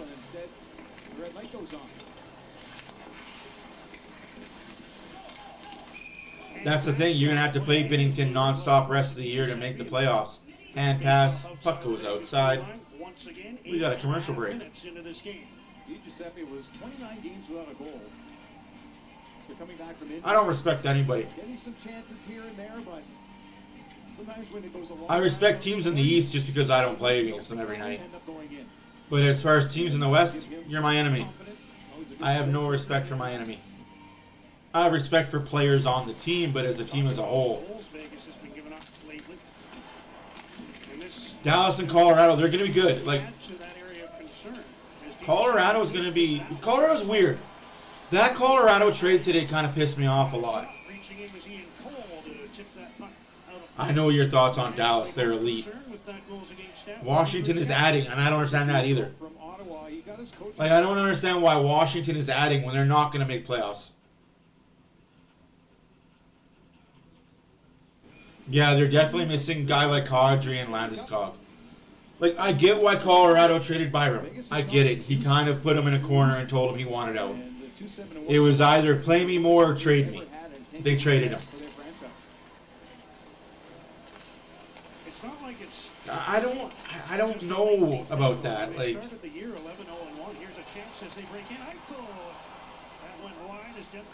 honestly, I don't know enough about Domain. To me, he's just a name that isn't very good. He's a bottom feeder.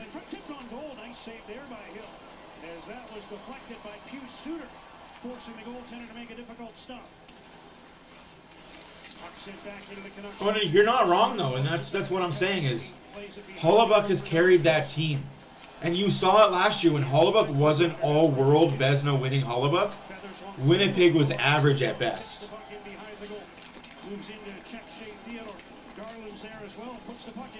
What a play. And there's the offensive defenseman yet again. Quinn Hughes always looks like he's crying, though. Like, every time I see him, he looks like he's crying. This is Eichel, second game back from a lengthy absence. Injured and now back trying to get his team pointed in the right direction. Well, sitting on 199 career goals. Fair. I guess we'll see in playoffs. Whichever team makes it farther. That's the measuring stick. Which team makes it farther. For me personally, I hope the Oilers make it the farthest. Last team standing. That was turned aside by Aiden Hill. Hanifin plays the puck ahead. Here's the other newcomer, Anthony Mantha, to William Karlsson for his shot. Glove saved by Demko, who was up to challenge, made the stop, and held on to stop play. Light night so far for Demko, just the second puck that he's stopped. And a real confident glove stop. Karlsson, Wild Bill, as they call him here. I agree Oilers should have played Skinner, but I think it was more of a Skinner needs rest. Has in the starts that he has for the Vancouver Canucks this season. I think it's more of they needed to get Picard in a game because he's not going to play in very many anymore. Either because he's going back down to the AHL and Campbell's coming up, or it's going to be Skinner's net that's going to be playing every night. Intercepted by Cole, who put the puck into the feet of Miller, but he's able to deal with that, get it back to Cole, who banks it ahead. And Besser sends the puck out. Miller got his stick on it. He's offside here. Right? Imagine you talk all this shit and Winnipeg wins the cup. The egg on your face. Canucks have a couple early ones leading the Golden Knights. That's partially why I don't talk too much shit about bad teams, is because one good run and before you know it, they're a playoff team. How I think of playoffs, and this is just me and my personal opinion, The team that has the best 2 weeks right before playoffs is going to be the team that's going to win it all. The team that has the hottest streak going into the playoffs is the one that wins it all.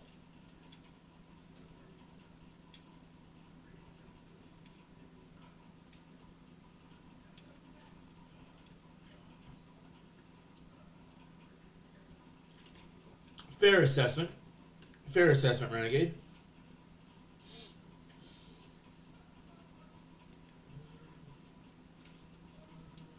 Here I am eating my food, drinking my water, having my coffee, enjoying a grand old time with you guys.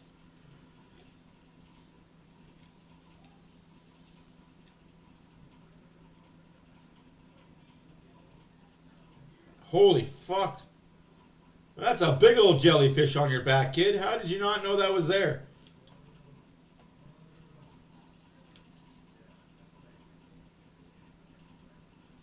No, you didn't miss anything. Set for 2 goals by Vegas. They now lead 4-2. No, yeah, it's the dick of all dicks. Right in the dick. For the Canucks this season, I mean that in the best possible way. He leads with his scoring and his physicality. You know, amongst the players with at least 100 hits this season, his 31 Miller's goals hitting. are That's good to most. see. So that's a good stat to have when you can play physical and contribute on the score sheet as well, boys. See, don't you guys like this laid back, not scream and yell, Matt? For Miller, I don't like it. he loves to lead with his enthusiasm. Out there now for this shift with his line mates, Mikheyev and Besser. I agree. Hill deserves a better team. Stevenson throws it in front. Miller there to intercept and get the puck to Brock Besser. He finds Ian Cole, who skates to center. In over the Vegas blue line. Sends one around towards Besser. Mantha steps in front of him. Puck comes all the way through to Stevenson, who throws it across to Alex Pietrangelo. Cole tried to dump the puck the other way. Kept in by Pietrangelo, but now the pass back escapes the zone. I'll see myself out, says BW. He has passed it back with his line mates. With that 400 point, he's the 5th fastest Swede in NHL history to 400 points. I just get really passionate about the Oilers, guys. I'm not going to sugarcoat it. Good job by Juleson to step up and intercept. He's in on the right wing. Puts one in front. Yeah, Vancouver definitely missed out on Gensel. But they got Phil Kessel. He shoots. Hill to save. Why get a Gensel when you have a Kessel? And he plays it ahead, and the Canucks turn it the other way. Vegas on a sloppy change. Here's Yeah, can't talk about that. Pass was on the reach of Pettersson. Apparently we're whiny, bitchy Oiler fans if we talk about it too much. Off a check along the boards. Paul Cotter has the puck and passes in his own. 8.5 minutes left to go in the first period. 2-0. Vancouver still leads. I've heard he went to Carolina, he went to the Rangers, he went to Florida, he went to Tampa. Phil Gensel's the traveling man. Phil Gensel in this last in the trade deadline, he's been everywhere. He's been in New York, he's been in Carolina, he's been in Tampa, he's been in Vegas. He made a quick stop in LA. Haven't been joining the rush. And typically they always like to have. He had himself a nice little pit stop in Vancouver, went down to LA, hit Vegas. On the way from Vegas, he went all the way up to New York. Stopped by, went to say hi in Boston, went down to Tampa to say hi for a little bit there too. His final resting stop is, who knows, I knows. Probably Carolina, probably the Rangers.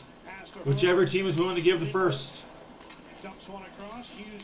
Not that it's going to matter because Gensel's instantly going to go on the LTIR, so you're not going to get him until playoffs. If you make playoffs.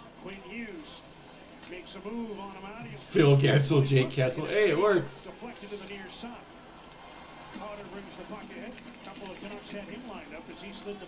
Wow. Talk about circumventing the cap. So we're 7.5 minutes remaining. 7.5 minutes remaining in the first third. I don't think he saw him. Now he puts it on goal. Rebound. Bluger tipped it wide after Lafferty deflected one on net. Colasar. Yeah, you never know. Anything is possible. Soucy's there. Makes a good move to get up the boards. And then his pass is kept in. McNabb with a shot. Colasar tipped it and missed the net. I think the teams that are in the playoffs in the East are the teams that are in the playoffs in the East. It's not going to be much finagling there. Unless the Islanders somehow, some way, find their way in and knock Philly out.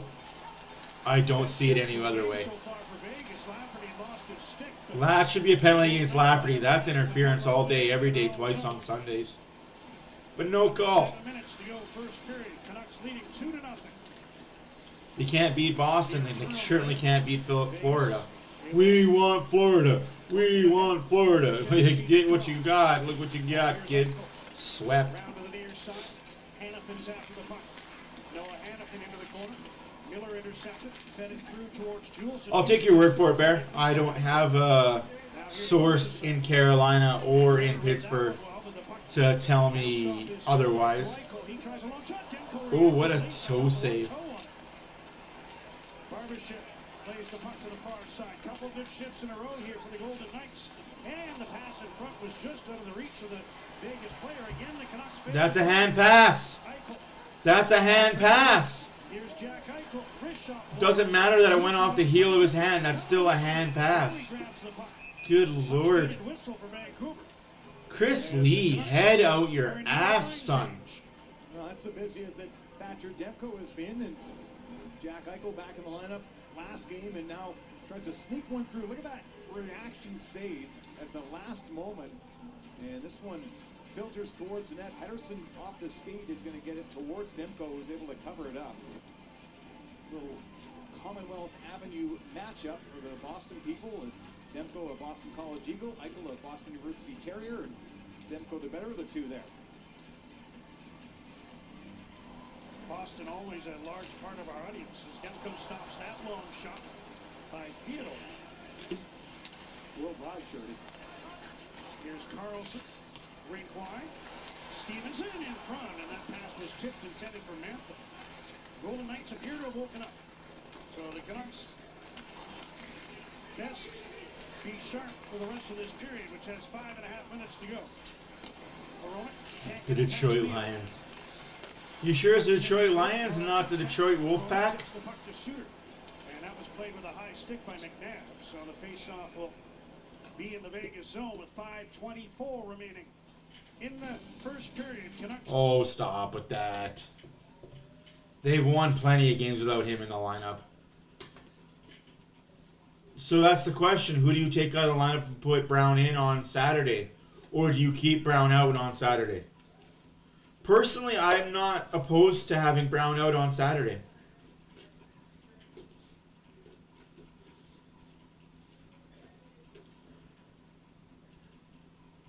Henrique and Keurig both showed that they're both players.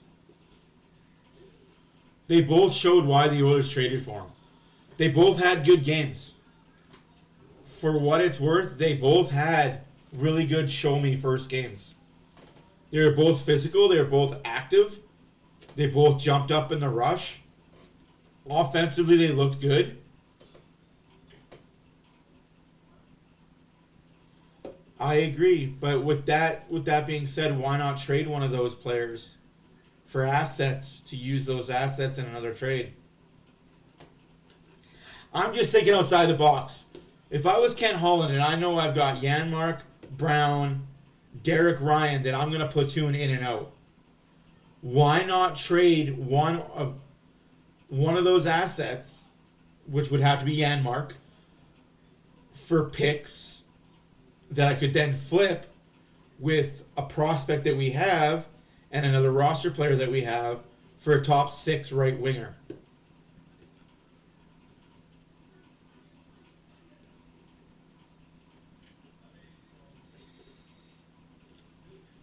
I'm not telling you. I'll tell you in a private chat after the first period, BW. I'll private chat you and I'll let you know what my guy says. It's not 100% confirmed, but I'll let you know what my guy has said.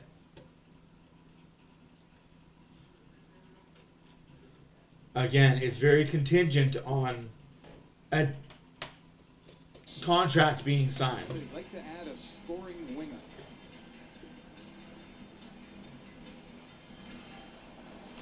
But the question does become, is Eberle your ifo facto number 2 right wing?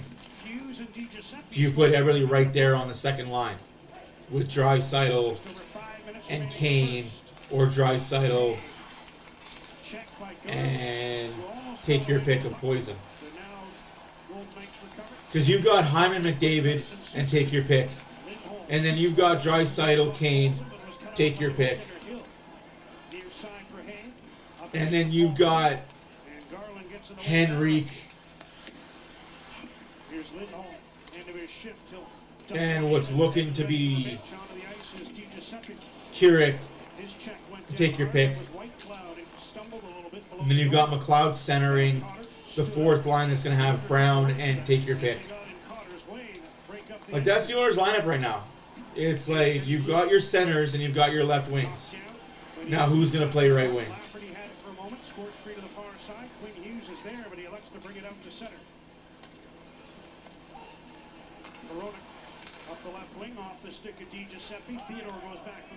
That's exactly it, Renegade.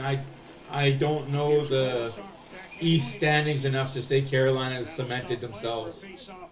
Outside the Vancouver blue line. This is not really used to seeing Yes. the Vegas team not have. Yes, they are re-signing Keurig. Joining the rush and having Correct. that second level of threat. And the Canucks are doing a really good job in the neutral zone to take. Which is good. So they're re-signing Kane, re-signing Keurig, and then he's got Draisaitl to worry about year after. Change, and there's no second threat, so the Canucks can clamp down. They're letting Fogle walk, regardless if they trade Fogle or keep him for the year. Fogle is walking at the end of the year. Into the glove of Aiden Hill. And he'll take another whistle for a face-off in the Vegas zone. Canucks have been doing excellent. One of Brett face-off circle ever since Brett Kulak or Cody Ceci is going to be gone after the year. If you want to help yourself out on the road, I think we all hate Vegas. I think that's a given that we all hate Vegas. Canucks have won 70%. We'll see. If the Oilers win a cup, why wouldn't he return? If he does good and puts up numbers in the playoffs, why wouldn't he come back and replicate? Have one really good year, one full year with this Oiler team. If I was Henrique, I would. Why not? What's the worst that could happen? I get to play with Connor McDavid or Leon Draisaitl. What is the damage done? Bad giveaway there. What a save by Thatcher Demko. Demko's got the puck, and the Canucks still lead by 2. man, is he sharp with that. Huge save by Demko there, though. Back-to-back games, statement saves with that left hand. Here's the 2-on-1. Miller just stumbled, couldn't get his wheels going, and then this backhand pass is intercepted. Barbashev is going to go right towards the net. Marchessault knows that Eichel's coming. Yes. I think this is the year that a Canadian team wins. Gary Bettman retires and we have a lockout in 2026. Into the webbing. 3.5 to go in the first. I think a Canadian team wins this year and the Canadian team wins next year. And then we have a lockout because Gary Bettman can't handle the fact that a Canadian team won a cup. Now Carlson checks. Oglander tips the puck out. McNabb races to get. And then that troll can retire off in the sunset because nobody wants him around anyway. We'll try the near side now. Ahead for Anthony Mantha, who tips the puck out. Carlson took the. Oh no, they haven't looked good at all. They got mollywopped by Buffalo. And then mollywopped by Columbus. Got beat bad by Ottawa. Still have possession. Puck thrown in front, and it goes all the way down into the Vegas zone. The puck is rolled on Mantha. Quick up as they try to catch the Canucks on the cheek. Absolutely, BW. I can see it. This team is too skilled not to have a cup win this year, next year. Eventually, you're going to have to break the voodoo doll and just let it rip. Carlin there, beaten to the puck by Whitecloud. Stepping up to keep it in was Ian Cole. And the Golden Knights able to chip the puck out to center with 2.5 minutes to go in the first period. 5 cups is a lot to ask. It depends on how he sets up. Does he win all 5 in Edmonton or does he win 1 in Toronto? Shoots the puck in from center. Mason Morelli after it on the near side. Byron Fraze is there as well, number 51 for Vegas. 2 minutes remaining in the first period. 15-6 of their shots for Vancouver. 2-0 is the score for Vancouver. Down to 2 minutes remaining in the first period. Colasar, good work to come up with it. Get it back to Hay. Goal scorers for Vancouver. Quinn Hughes on the power play. And Giuseppe. Even strength. Will backhand the puck in. Took a late bump from Colasar as he headed to the Vancouver bench. And we get a whistle in the Vegas zone. We definitely getting it was a 3-2 game. I don't count empty netters as anything. Waypoint Insurance. Empty netters to me don't count. It was a 3-2 game. It could have been way worse. The way that first period went, easily Columbus could have scored 5-6 goals in the first period. And that's not an over-exaggeration. They could have had a 6-0 lead with time to spare in the first period. The Oilers didn't play well that first period. Nothing to gripe or cry home about. It's just that first period cost the Oilers. You have to show up for 60 minutes. You can't take 20 minutes off and expect to win. That's what Bruins do, man. The Bruins beat the Leafs. I've said this before.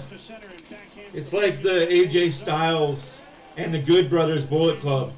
We're just here to beat up John Cena. That's all the Bruins are there for. Beat up the Toronto Maple Leafs. We're just here to beat up the Toronto Maple Leafs.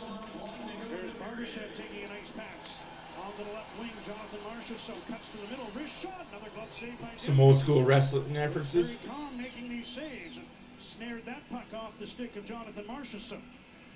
I agree, Renegade. I think the sight has to be set on Cup Finals. I think the site for me. This is how I see the Oilers playoffs this year. Third round. If they get to the third round and they put up a fight, even if they lose in 7, that's progress. They make it to the final and they get swept, that's progress. They made it to the championship. Into the crease unexpectedly interfered, and Demko did well to stay with it and get the whistle. Hey man, I'm here to make you guys happy. 46 seconds left to go in the first period. Good play by Besser to get his stick on that pass for McNabb, and the puck is outside. Now Miller blocks the clearing attempt. McNabb under pressure from... I don't think they have to win. It'd be nice if they did, but I don't think it's a have to. There's 16 other teams in the playoffs that can win. They don't have to win. Leaves for Marchessault.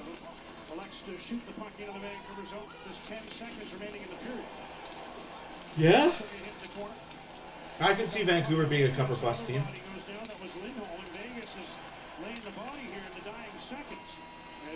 Just like that, first period over. Vancouver 2, Vegas go fuck yourselves, nothing. It's good to see, looks good on them. Anyways, guys, my name is Matt for Oilers After Dark. As always, thank you for being here for some bonus game coverage. We'll see you bright and early, 10:30 in the morning on Saturday. 20 minutes done, the Canucks lead the Golden Knights 2-0. Oh, it's unrelated. I'm saying that. I'm saying that as a realistic Oilers fan. Yes, a cup for the Oilers this year would be fan-fucking-tastic. Great. A cup with the Oilers this year would be fucking ultimate. I do have them winning the cup this year, but for me it's not a have to win. They don't have to win to make it better. They don't have to win to keep players signed. As long as they improve off of last year's playoffs. Yes, everybody. BW will be live at 6 a.m. tomorrow morning for the trade deadline. Be sure to tune in throughout the day. Say hi, let them know you care. As for me, I will say hi when I can. If there is a trade to be made, we'll make them known.